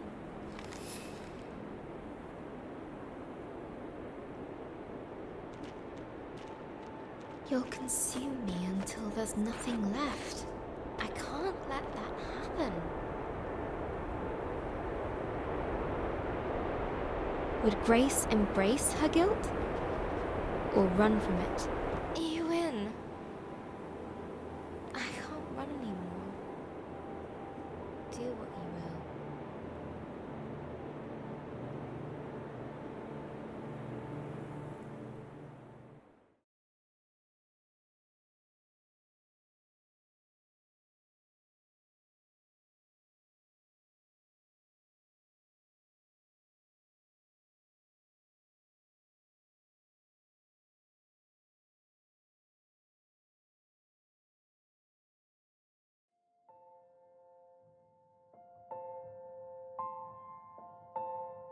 Hello, journal.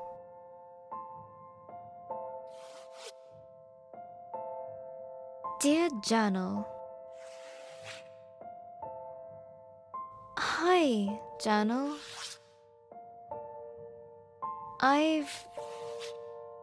Today...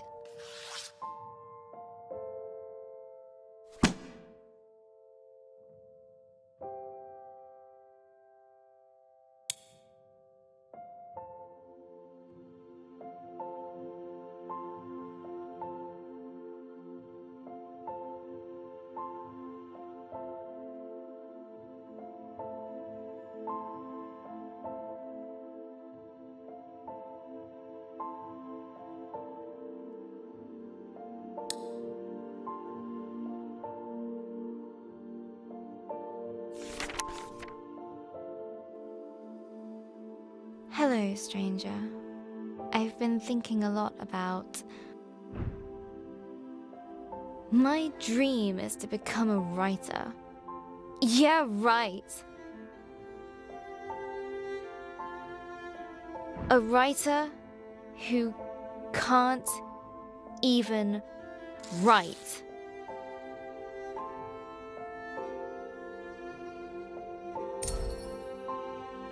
Okay. Find something simple to start with. What did I do today? Today I got up. I had breakfast. I tried watching the telly. That's it. I'm going back to bed. Hi, journal. Another day. Each time I wake up, for the tiniest of moments,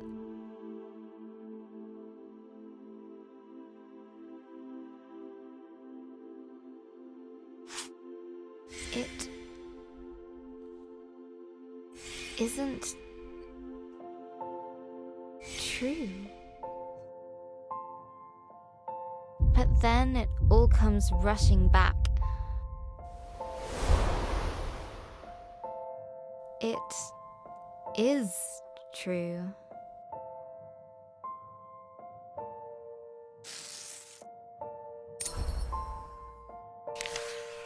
Looking around my room, everything reminds me of Gran. Her puzzle box gift from last year, the magic tank we made during the holiday, our yogurt pot robot. These paints Gran gave me, this pen.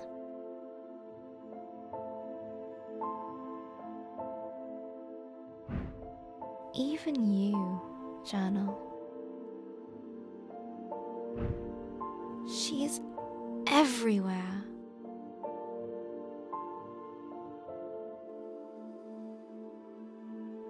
And all of it feels broken. Today is Ben's birthday. Dad baked a cake.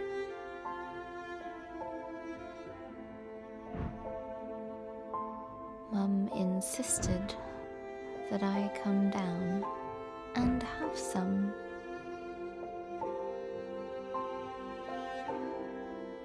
It tasted like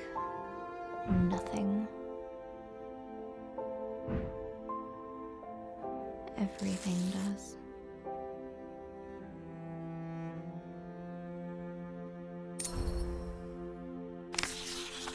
Mum said we need to send out invitations to the funeral. How can she think about that? She's ready to shove Gran into a box like a pet goldfish.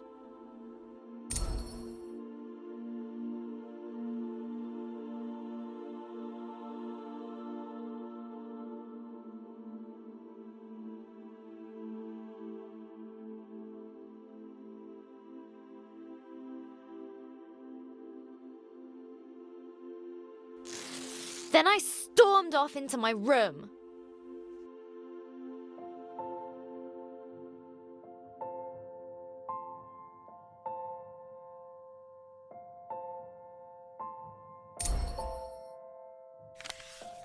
Later, Dad came up for some well-meant dad talk. I know you're sad, but it will get better. You'll see. Just give it time. I know he wanted to cheer me up, but he's wrong.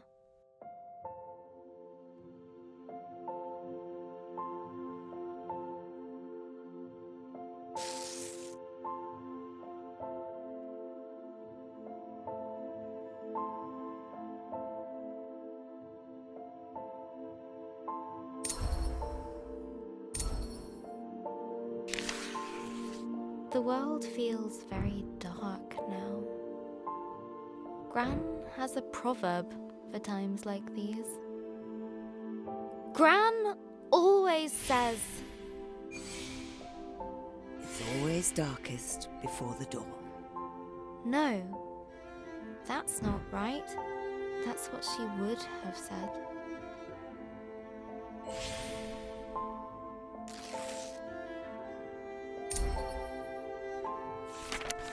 I keep thinking about all the things Gran won't get to see.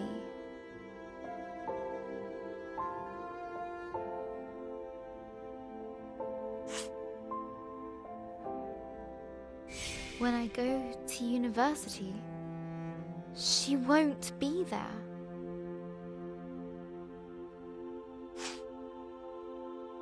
When I get my first job, she won't be there.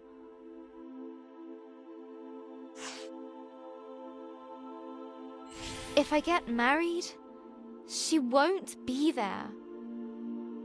Even if that's unlikely because boys. I prefer cats. Missing Gran already feels so bad. But how could I want that feeling to go away? How could I be fine with Gran being gone? I'm going to have to feel like this forever.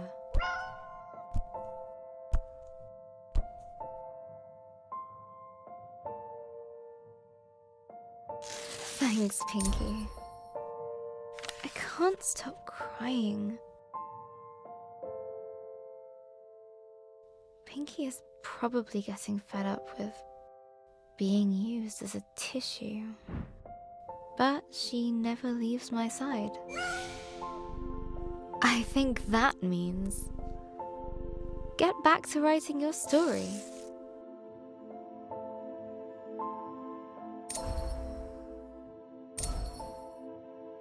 Pinky's got a point.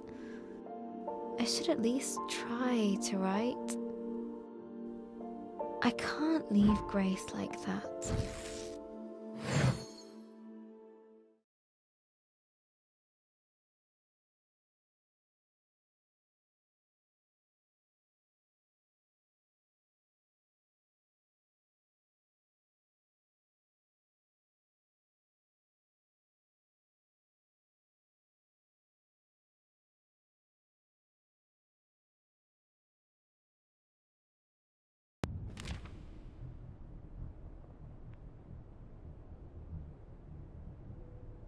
My head. Where am I? A grey void surrounded her, swallowing sound and hope. Hello?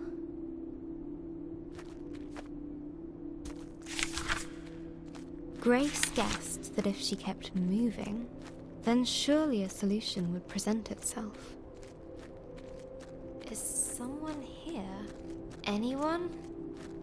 In the emptiness around her, she found a hut, a palace, hope. I don't know what comes next. It's so cold here. So empty. Just nothingness. I can't find the words. I'm never going to find the dragon. Or the fireflies. They won't come. The words just won't come anymore.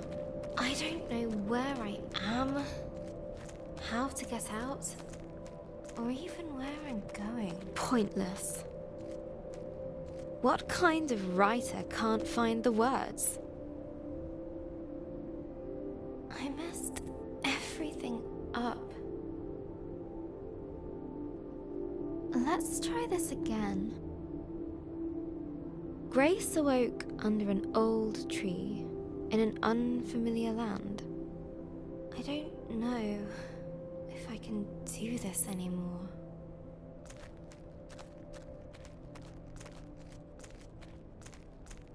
She walked boldly ahead, a spring in her step. I'm so tired. Grace knew she just had to keep going. What's the point? Put one foot in front of the other. I've failed. It's over. Whilst she still had breath left in her body, there was still hope. This is all my fault. I should just stop.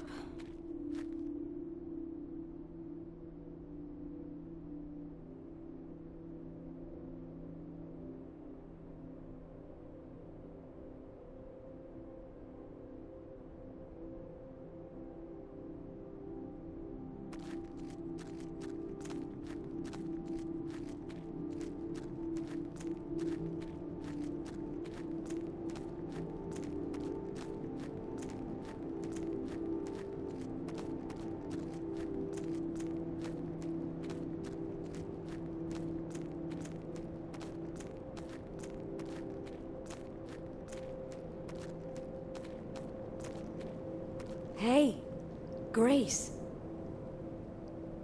Leave me. Just leave me. Psst, here. Where? I don't see a thing.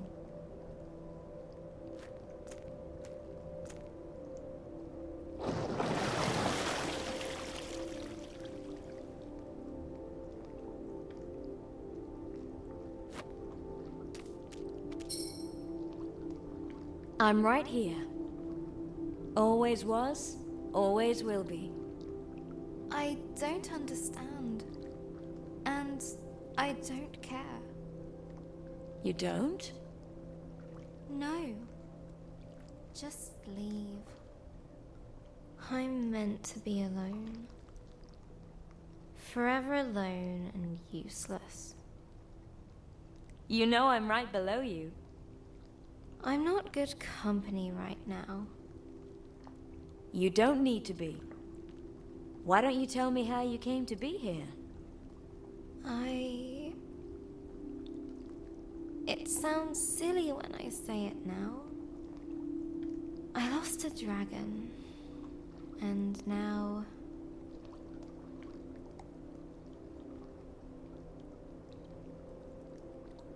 I am completely lost as well. Yes, you do look a little lost.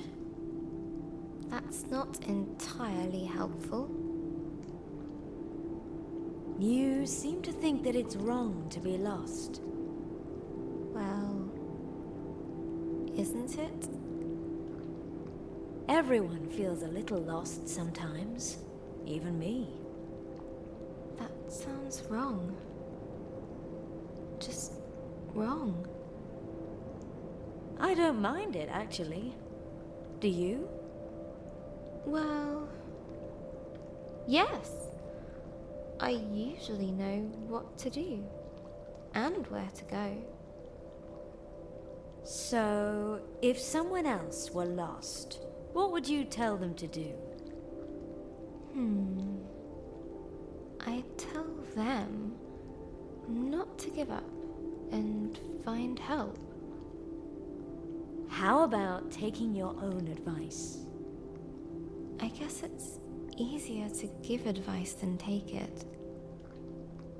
Could you get me someplace else? Let me see if I can help you out there. Patience.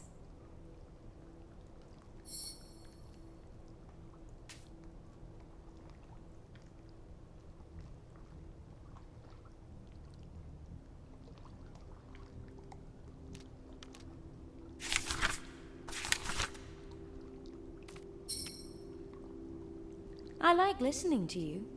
Would you continue? You do? Oh. Well, okay. It's just...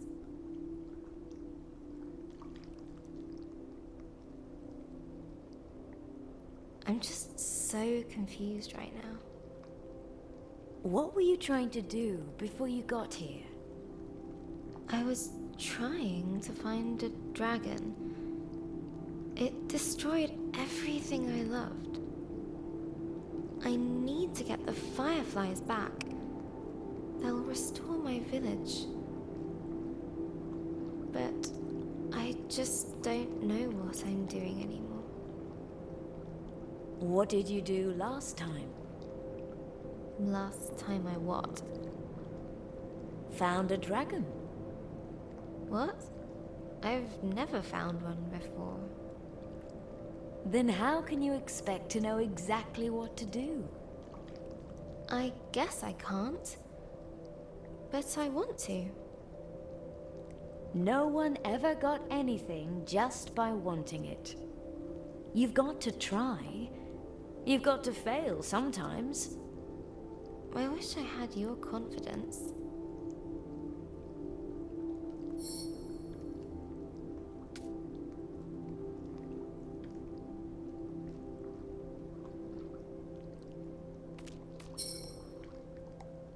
There's something I want to ask you. Go on. It's difficult. I'll wait.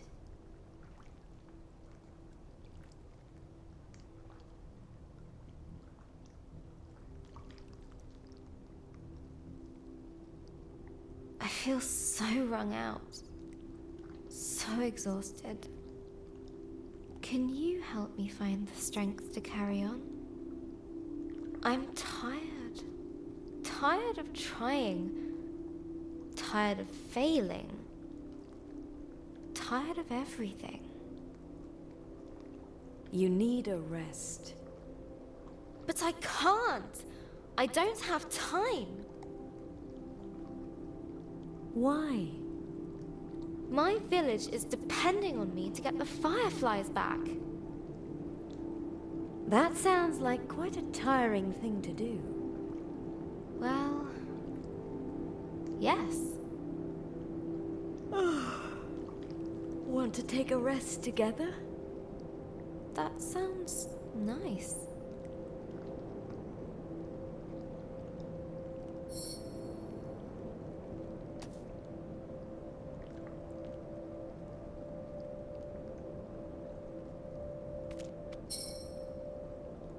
I want to know one more thing. You sound a lot better. I do? I guess I feel better. Well then, time to set course. It's nice of you to listen to me. Anytime. So, anything else?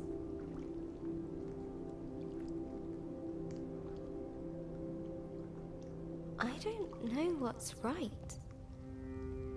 But at some point you knew, right? Yes.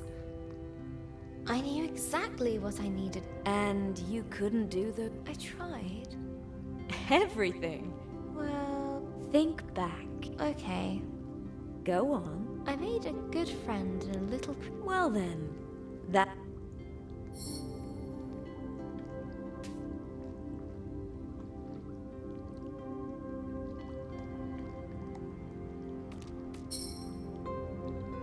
This is where I leave. But... You're not alone. You are loved.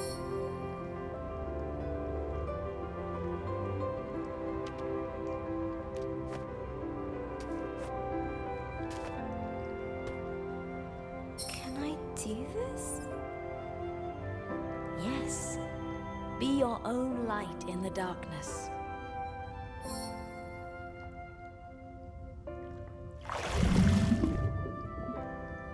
I'll try.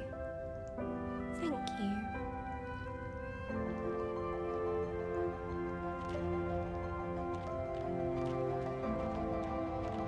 Here we go. Again.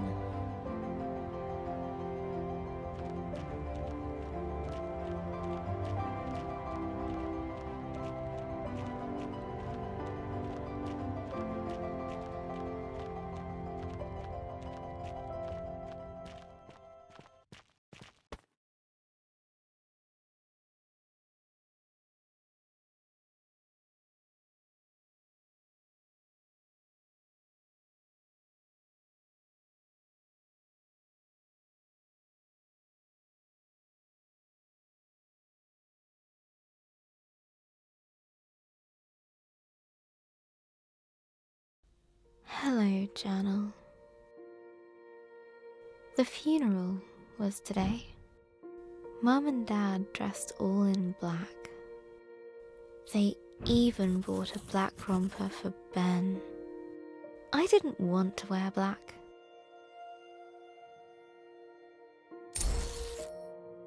Gran thought black was depressing. That life was dark enough already.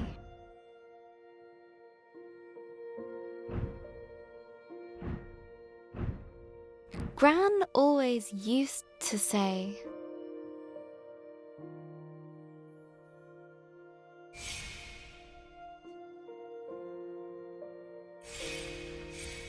Colors are the music of nature.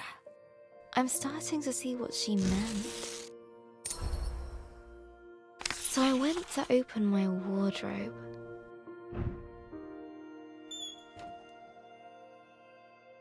There it was. I hadn't worn it for years. I remember Gran saying it was cheery. The funeral was outside, in the memorial garden. The sun was shining.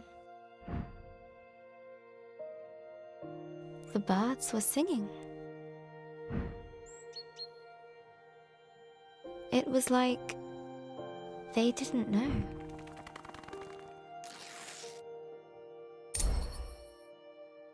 The vicar had just started talking when Uncle Alan stepped into the fish pond.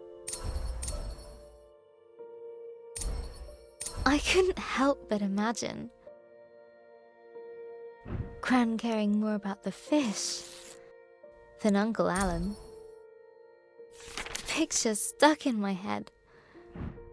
Gran running to the drenched Uncle Alan, grumbling at him for frightening the fish. It was too much. The laughter bubbled up inside me. Dad tried to look annoyed.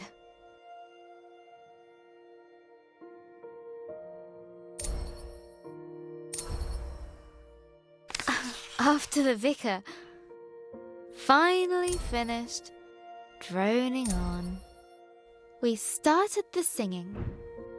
All things bright and beautiful. Ben started wailing. No, howling. Dad took him out. Well played, Ben. Laughing felt much better than crying. The wake was at our place. There were so many people. I didn't know most of them. Everyone said how sorry they were. How Gran was. Such a wonderful lady. I wish she could have heard them.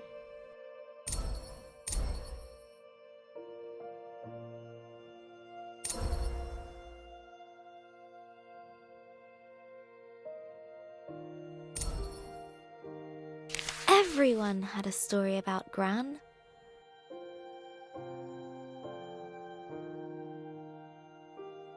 Like the time she hit a bully with her pencil box. Or when she saved a toad that had hurt its leg.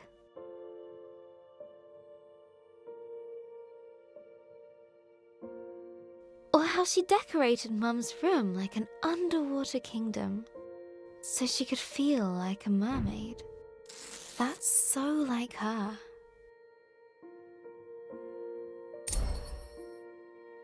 One old lady told me how they used to bunk off work and go to the Glastonbury Music Festival. Another of her friends said Gran once got arrested.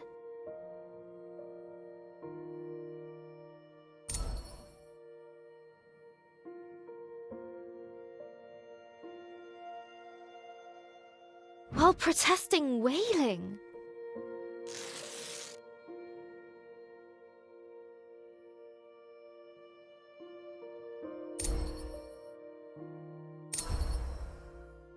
I expected this day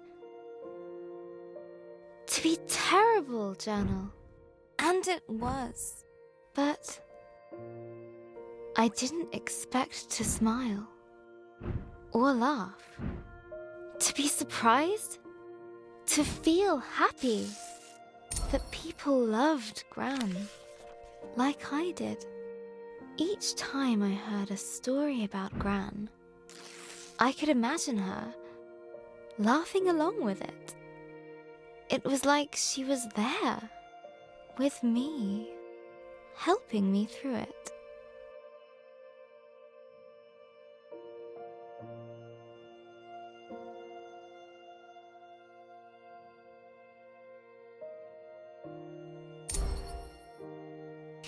I still feel in pieces, Journal.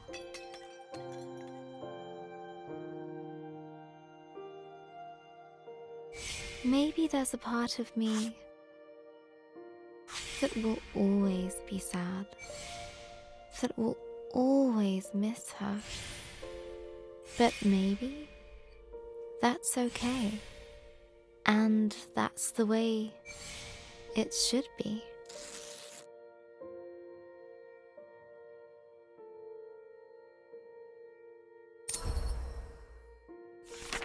I don't know what happens after we die, but I think I know where we go. Into all the people who have ever cared about us. We make a sort of place for them in our hearts.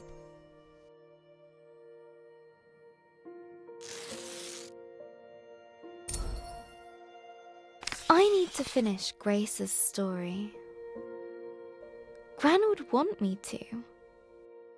I want me to. I think I know what to do now. Let's summarize. After the dragon attacked her village, the kind Grace set out to return the Fireflies.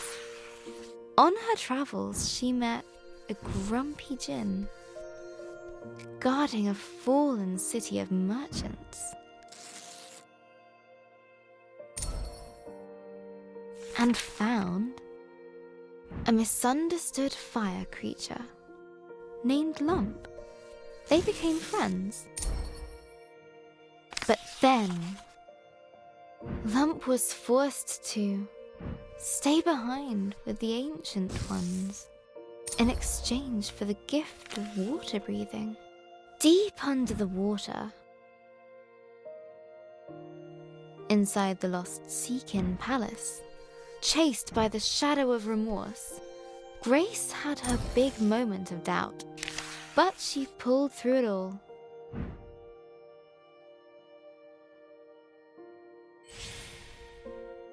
And now she is ready to face the dragon.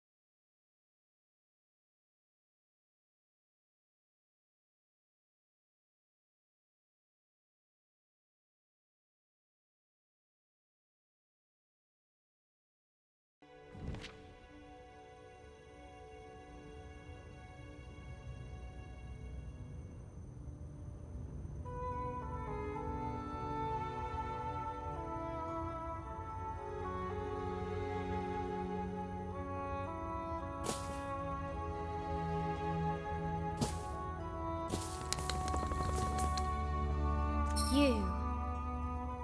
I thought I couldn't face you, but I couldn't face myself.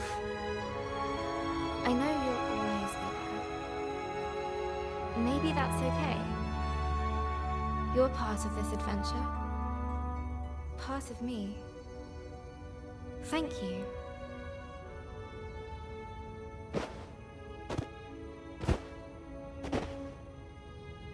Now, I will return the Fireflies. I'm coming for you, dragon. With her confidence renewed,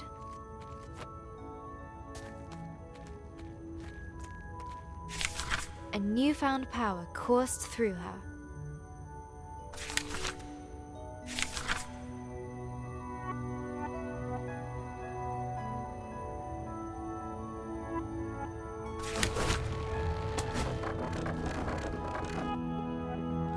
I feel like I can do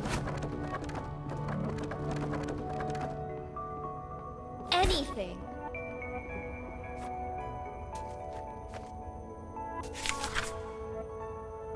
Yeah, word magic.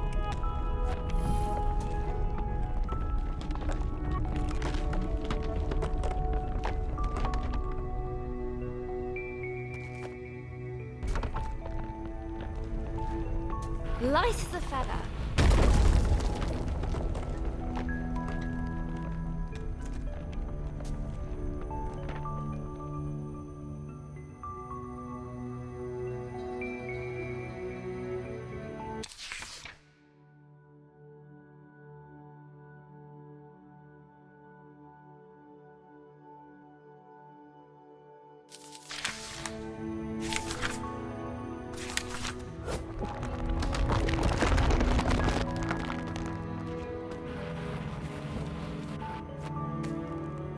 Like cutting through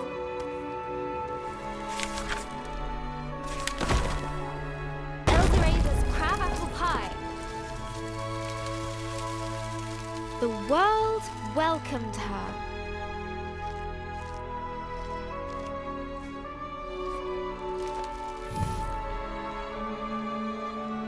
Forward!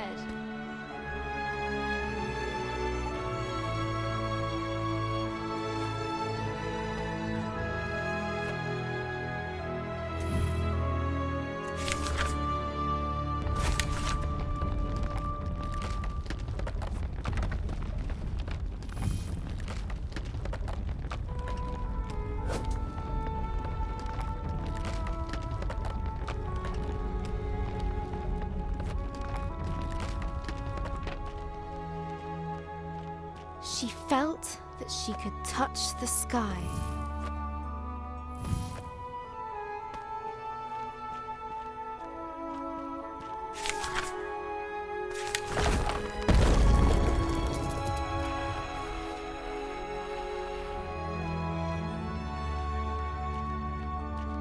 A tall tower loomed overhead. Many moons had shone above since first it was built. Another obstacle? Ha!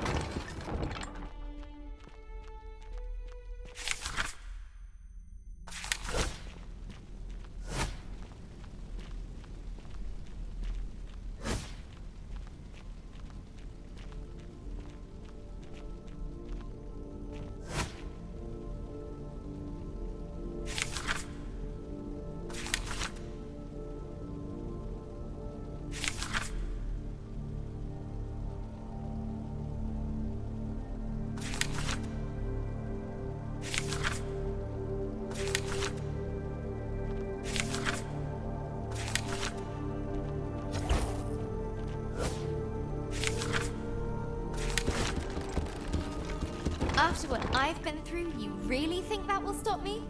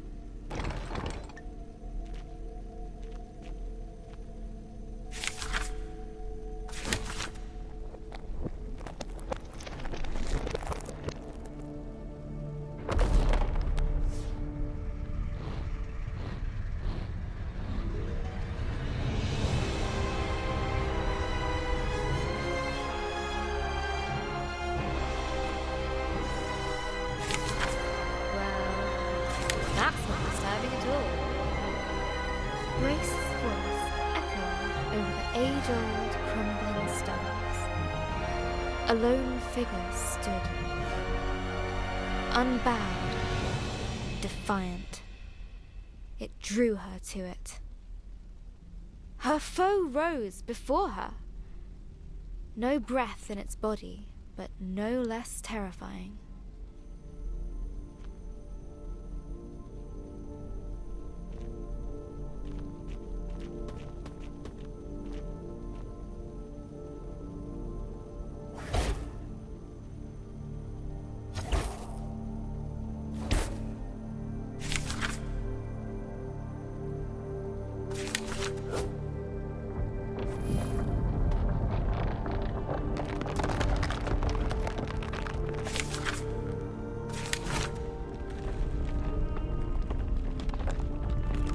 I'm up to the task.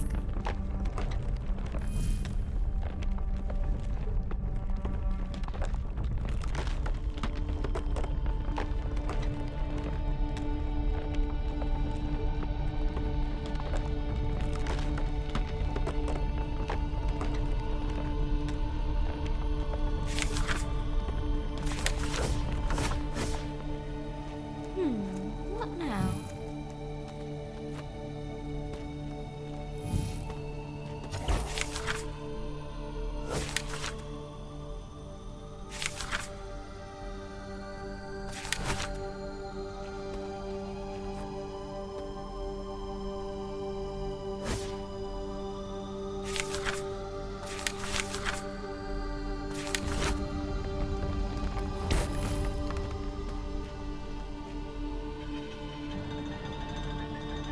nothing's moving. Must be more to do.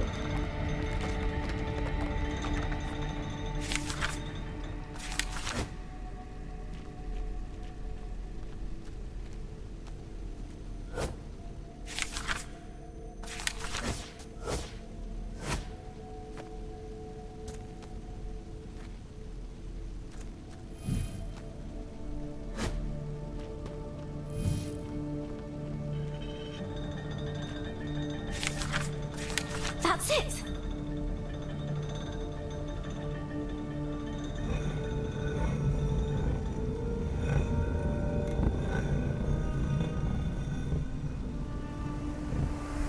A gust of fresh air rewarded Grace's efforts.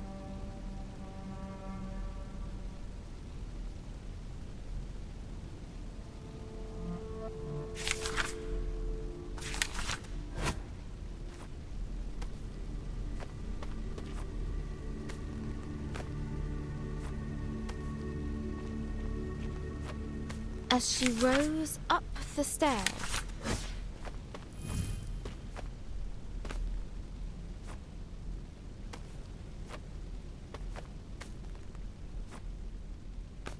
Grace knew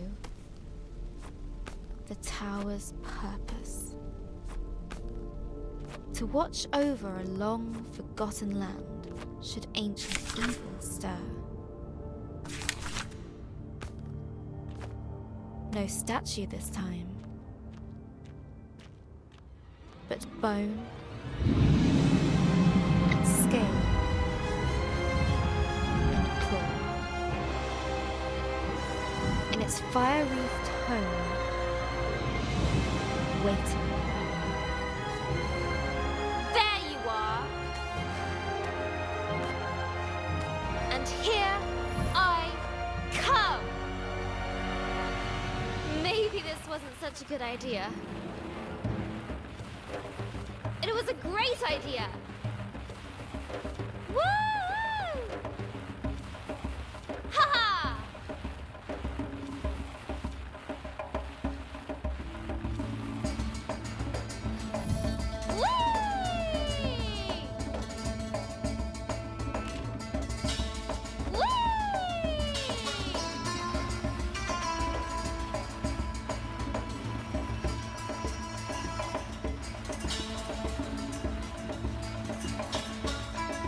Round 2.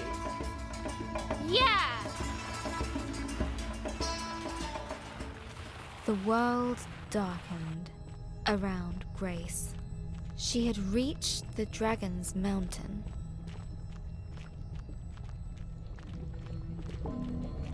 For the first time, Grace felt no fear. She knew she had all she needed.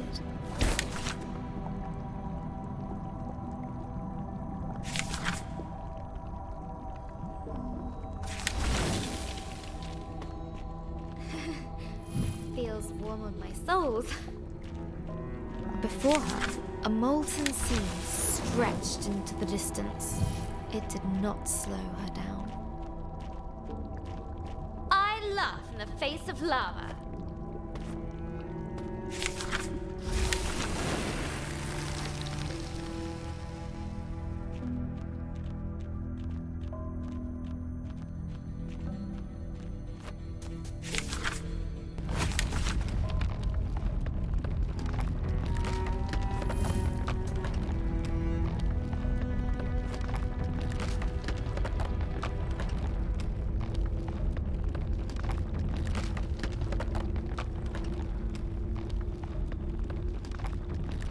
Suddenly, Grace no longer felt the heat. In its stead, a cold dread crept up her spine.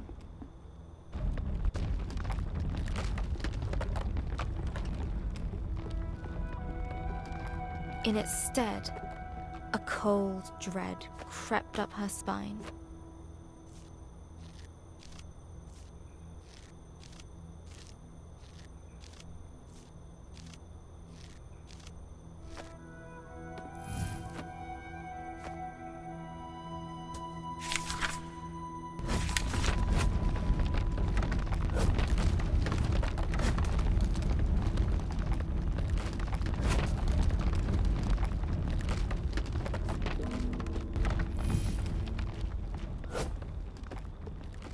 This looks like my village. But it can't be. It's a trick! It has to be. An eerily familiar sight awaited her. That's my house! How? Eldoreva!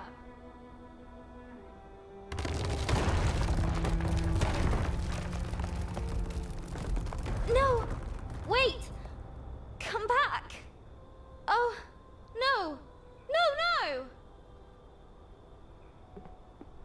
Only emptiness remained. No, that's not what happens! Only emptiness remained.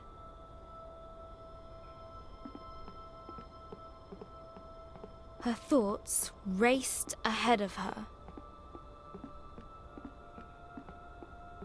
This can't be real. A trick. I can't let it be real.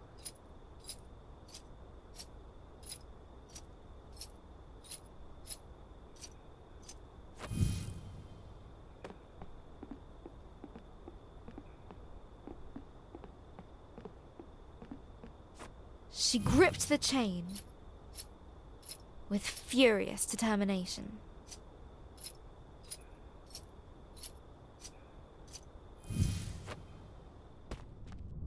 I know you're there!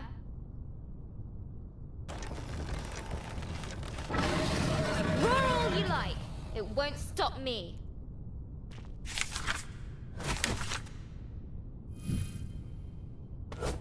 Oh. Torn between rage and regret.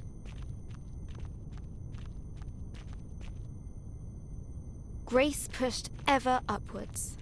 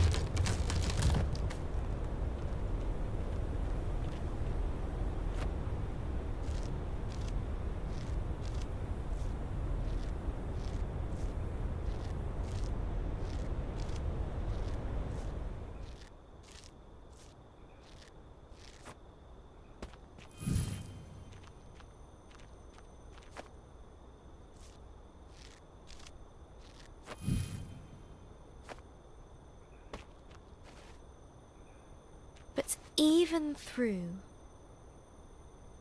adversity within and without,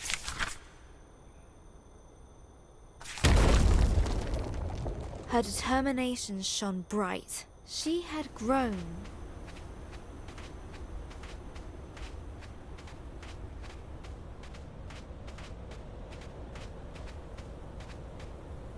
I hope you find your peace.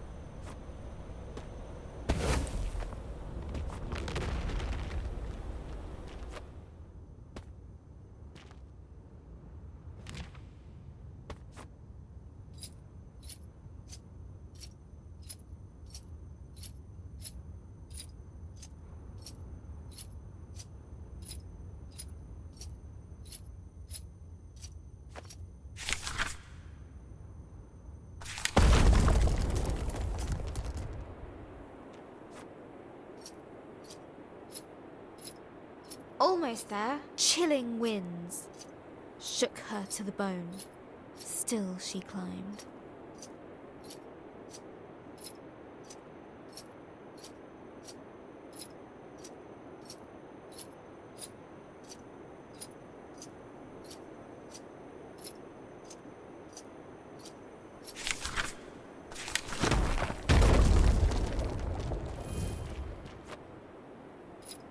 Almost there!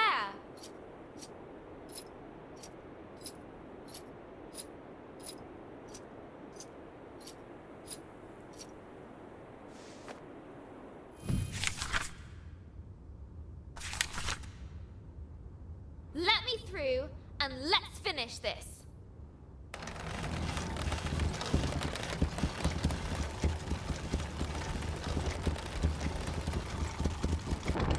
Glad we're on the same page.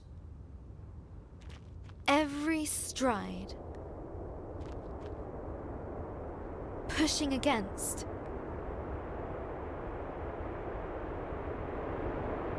storm and snow.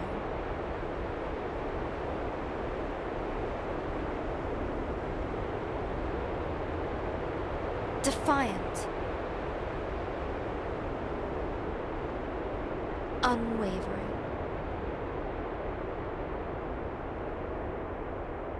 One step after the other.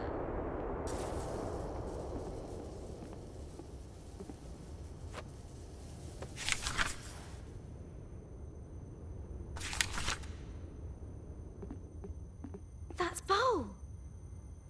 That's where I last saw Lump. Human! How are you here?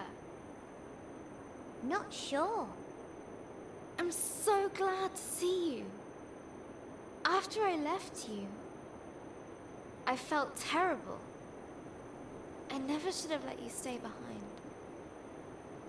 Lump, see how far you come. You grown big. Lump did right thing. Don't go! Have to, Grace. But we'll always be there in the remembering. I'll make sure to keep you there. Goodbye, little lump.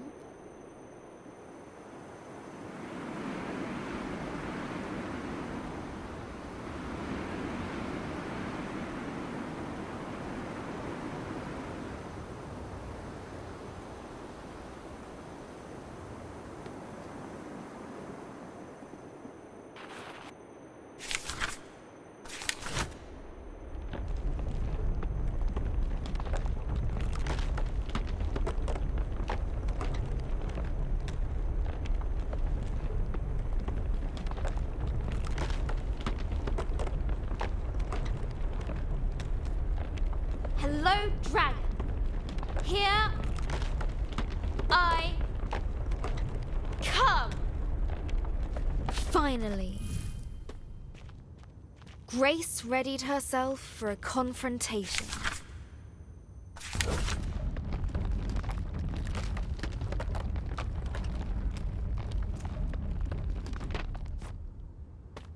Right. This is it. Hello? Bit of an anticlimax. When she first set out, Grace wanted to return the sacred Fireflies to their rightful home. But now she realized that, regardless of how her adventure ended, the journey had forever changed her.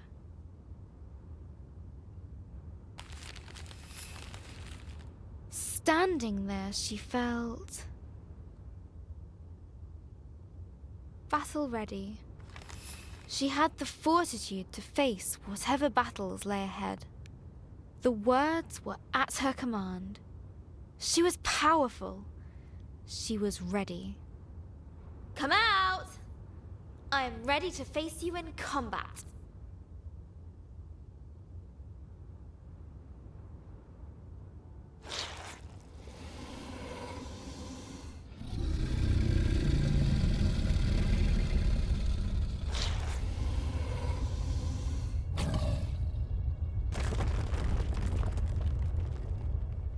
I really don't think you are. Why did you scare away all our sacred fireflies? Why? They were in my way. They're with me now, and I won't let you harm them. You cannot win this battle. Begone!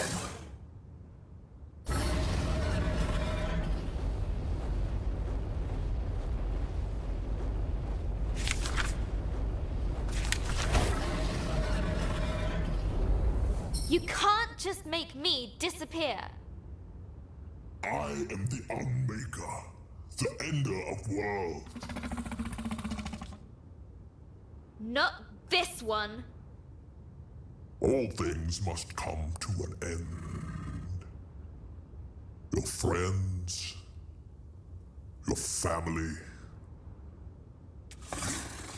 you. Not if I can help it. In time, even dragons fade. Ponder this elsewhere.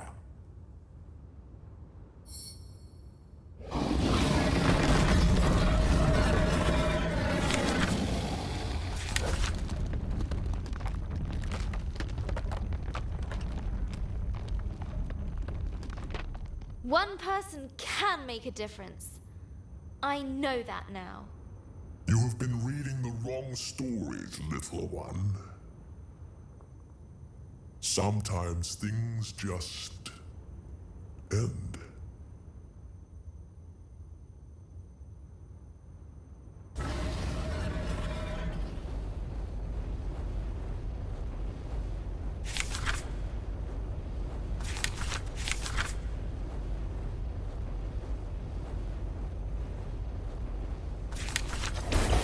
If you want to end this world, you're going to have to go through me.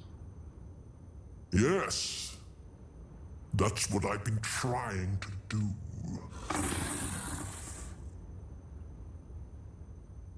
You've never met resistance before, have you? You can't hurt me, and I can't hurt you. And what is your solution, little one? I'm not sure. Maybe just talk it out?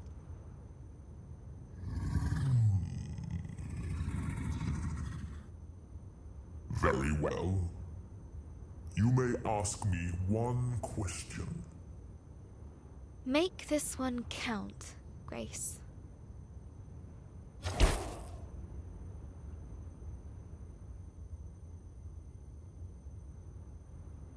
Astoria.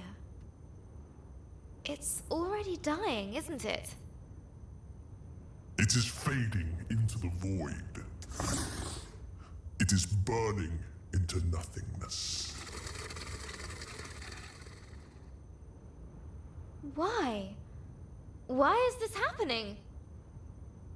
It is time. No more, no less. Can it be stopped?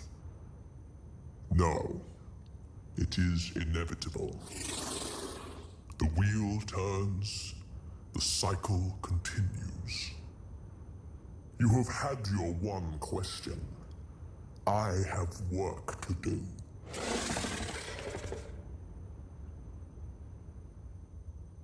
Please! I've overcome so much to get here. I've had to face what I am and what I'm not. It was a struggle. And I think it always will be. I envy your fight. It can be yours too.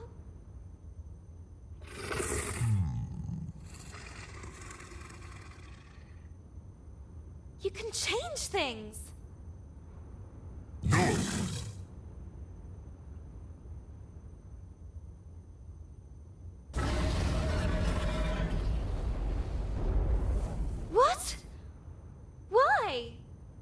You can't hurt me!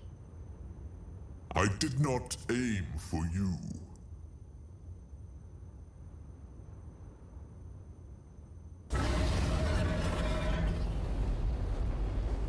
Some things are not to be changed, not to be stopped.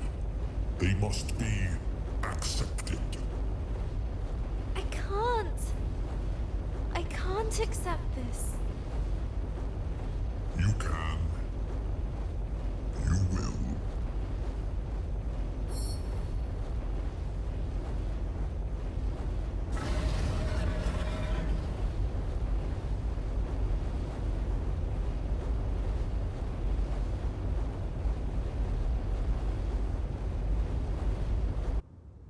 Learn to dream again.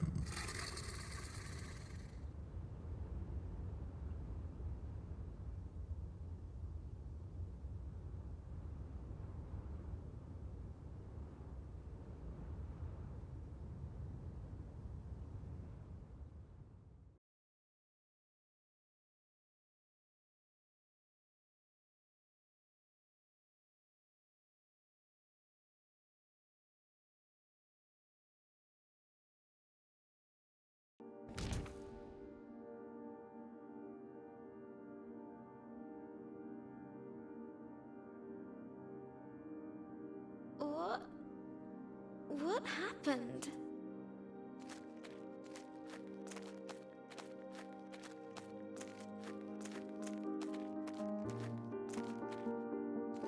It's all gone, I'm afraid. It can't be just gone. Why couldn't I do anything? Why couldn't I save it? There was nothing to be done. Everything has a time to go, even worlds. But I don't want that. I feel like a failure. That's silly. You didn't fail because you couldn't win. I couldn't. The dragon is part of the world's cycle. It cannot be broken. Then what was the point of all of this? I failed before I even started. You recovered the Fireflies. Ancient energies born of the same cycle. Between you, them, and your book, you'll work it out. Wait! What do you mean?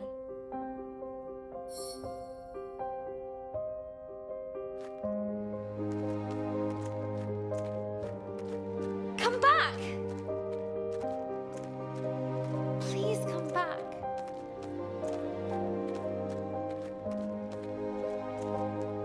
There was only one place left to look.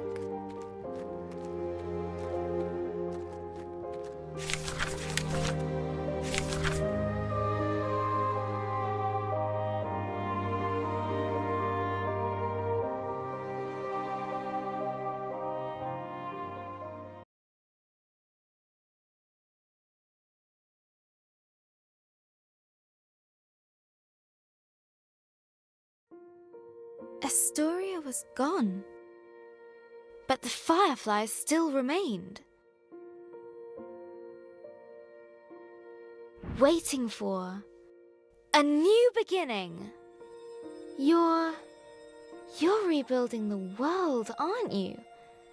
And you're starting with my memories.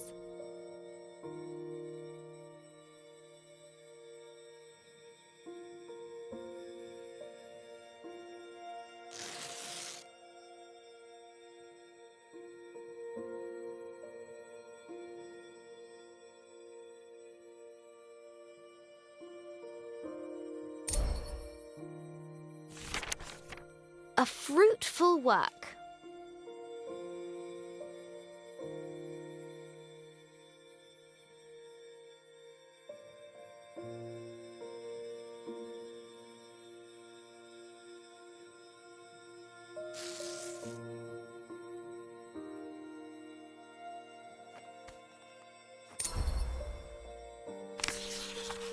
A remembrance of home.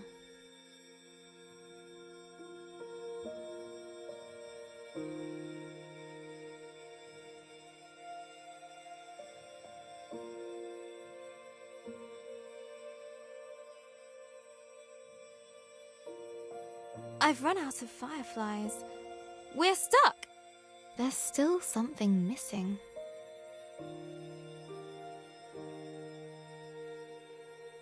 Hey, you're still here, Firefly. Can you help? That's it, Firefly. Now you're ready for a new story. And I have to say goodbye too. Thank you, Firefly.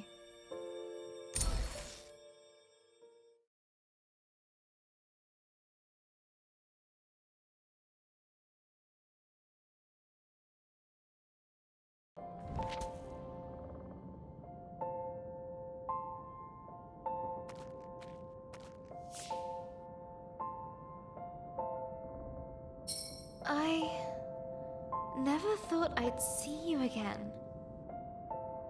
But you're not really here, are you?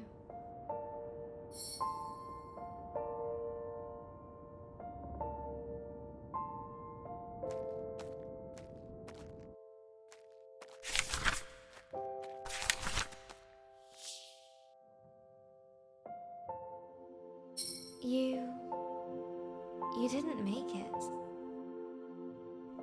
You knew, didn't you, that you wouldn't?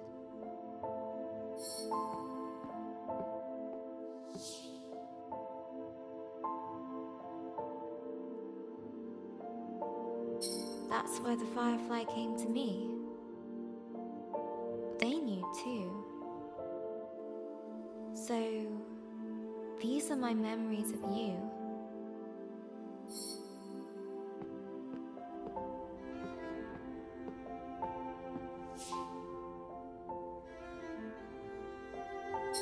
That's where you live now, isn't it? Within me. I'll hold you close. I'll take you with me.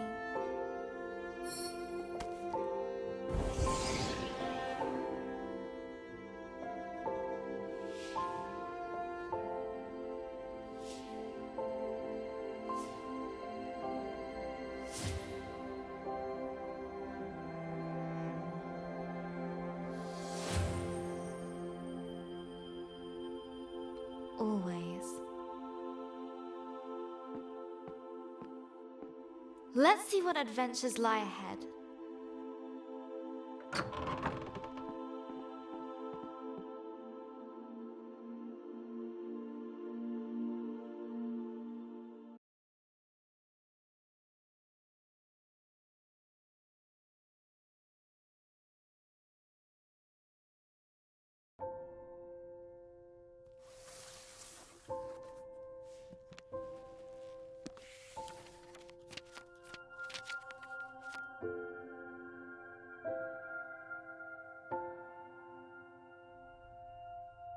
Hello, journal.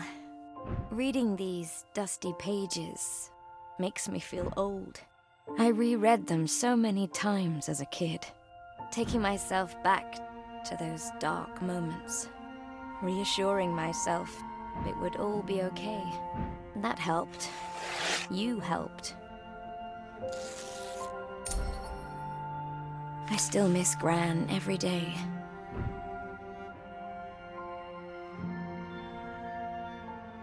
Sometimes I hear her laugh in the back of my mind. Abby reminds me of her. Insatiably curious and fiercely independent. I hope she never loses that. Mum's coming to live with us for a bit. I hope her and Abby are going to make some memories of their own. They're already both obsessed with cat videos and Instasnap. Abby's birthday is coming up. Maybe I'll get her a journal of her own. She says she wants to be a writer.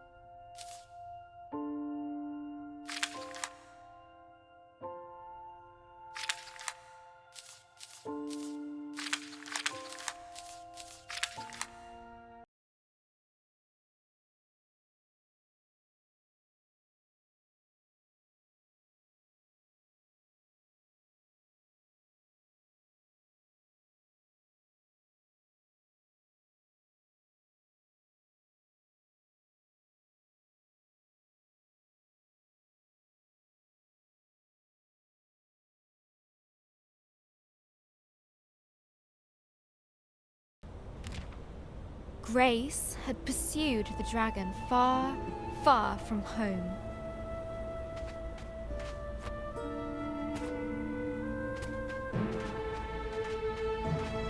The desert spread out before her.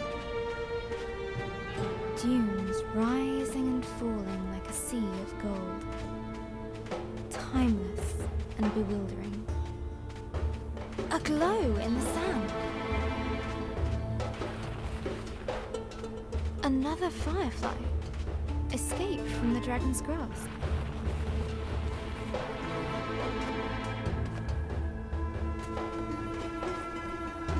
Where did this wind suddenly come from? There was something very unnatural about it.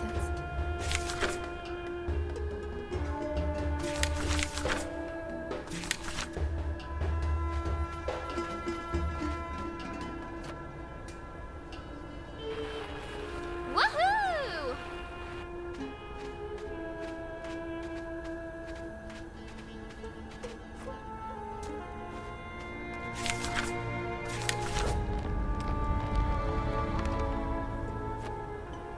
A little wind won't stop me.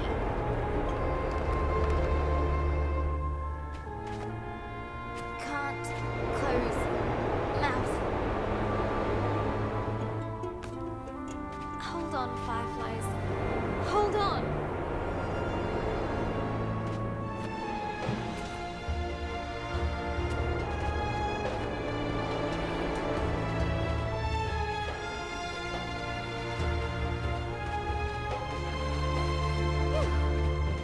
It stopped. Someone's down there. But Go away! And stay out!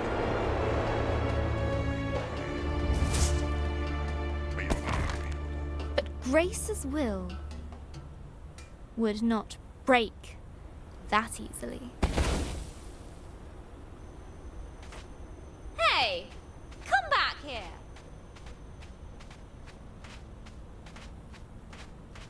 I really need your help. I said go!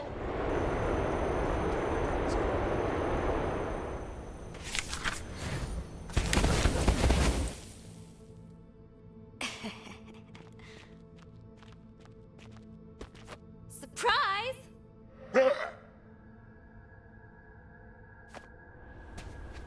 Really? Who does that big bag of wind think he is? Look, whoever you are, Go away! I can't. I have to find the... Go away!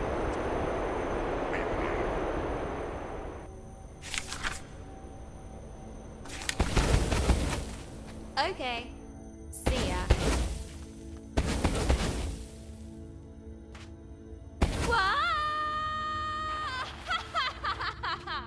That sorted Mr. Grumpy Pants out. The yawning cave burrowed deep into the earth.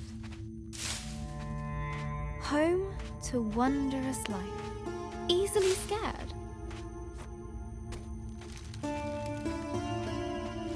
Whoa. This place is huge.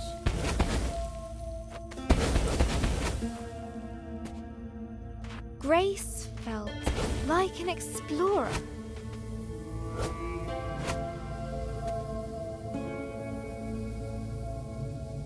Uncovering the unknown.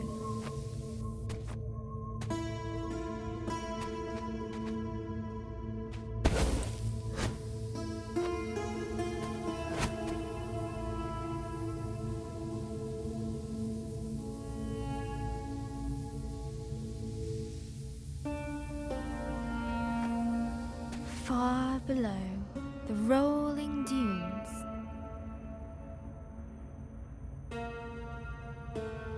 I wonder what used to be down here. Maybe sand-swimming desert pirates? Or one-eyed troglodytes? I hope not.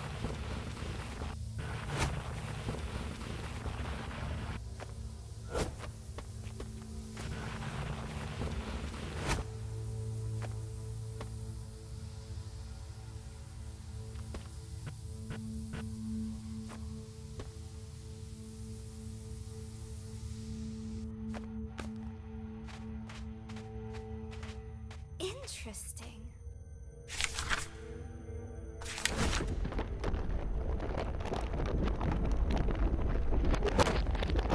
Deep under the desert sands, Grace found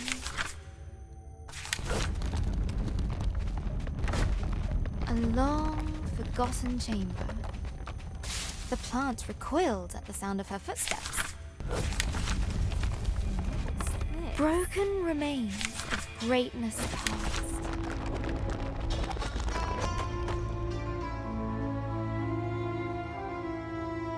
The silence of the ages filled the air.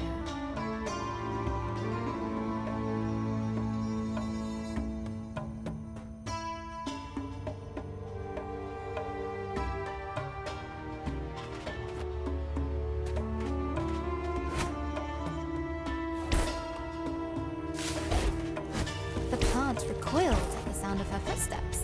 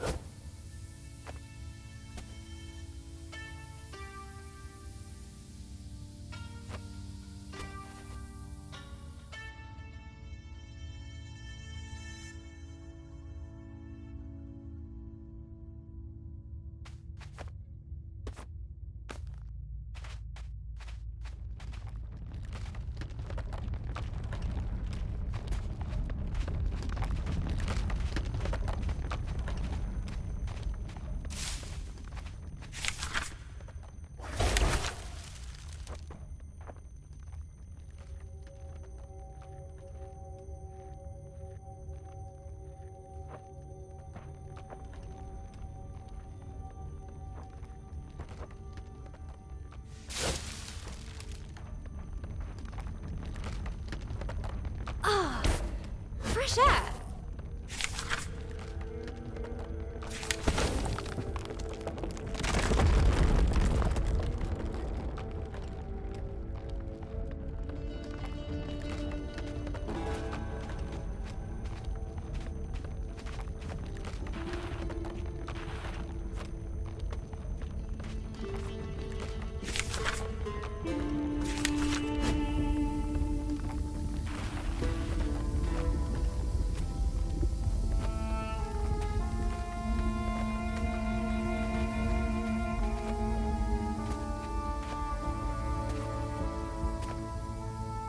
A familiar, foul-tempered voice drifted down to Grace. It didn't listen. I need to find it. Sacred, I said. No one listens to me anymore.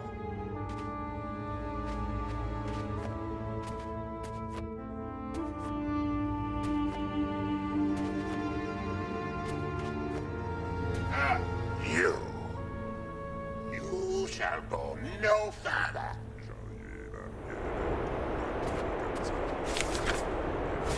Oh, please shut up.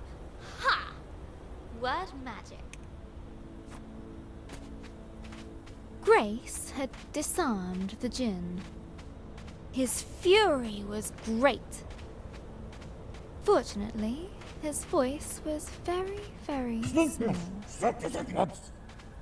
But the Desert Guardian would not let it rest.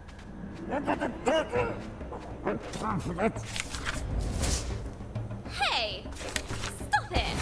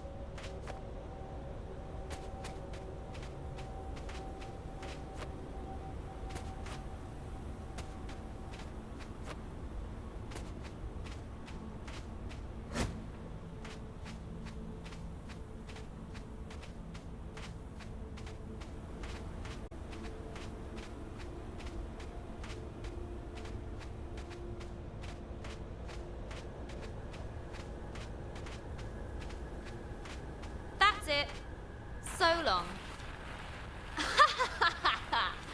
Woohoo!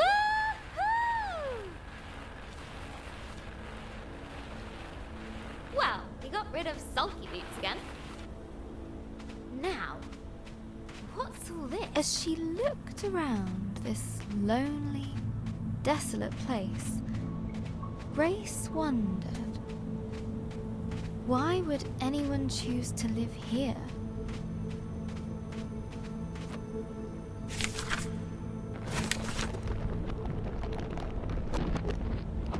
There had been people here, once upon a time.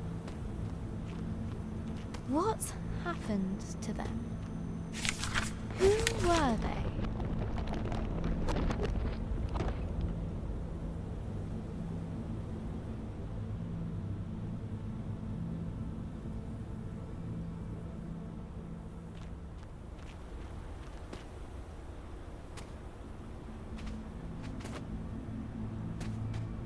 Maybe I'll find answers here. The dome was empty, but for a pool of water. An inviting place to rest. Grace's thoughts drifted to the people that once had lived here. Philosophers.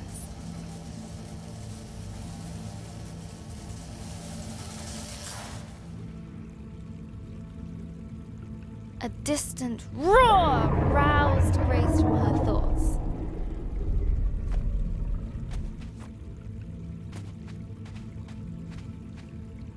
I'll catch you yet, dragon.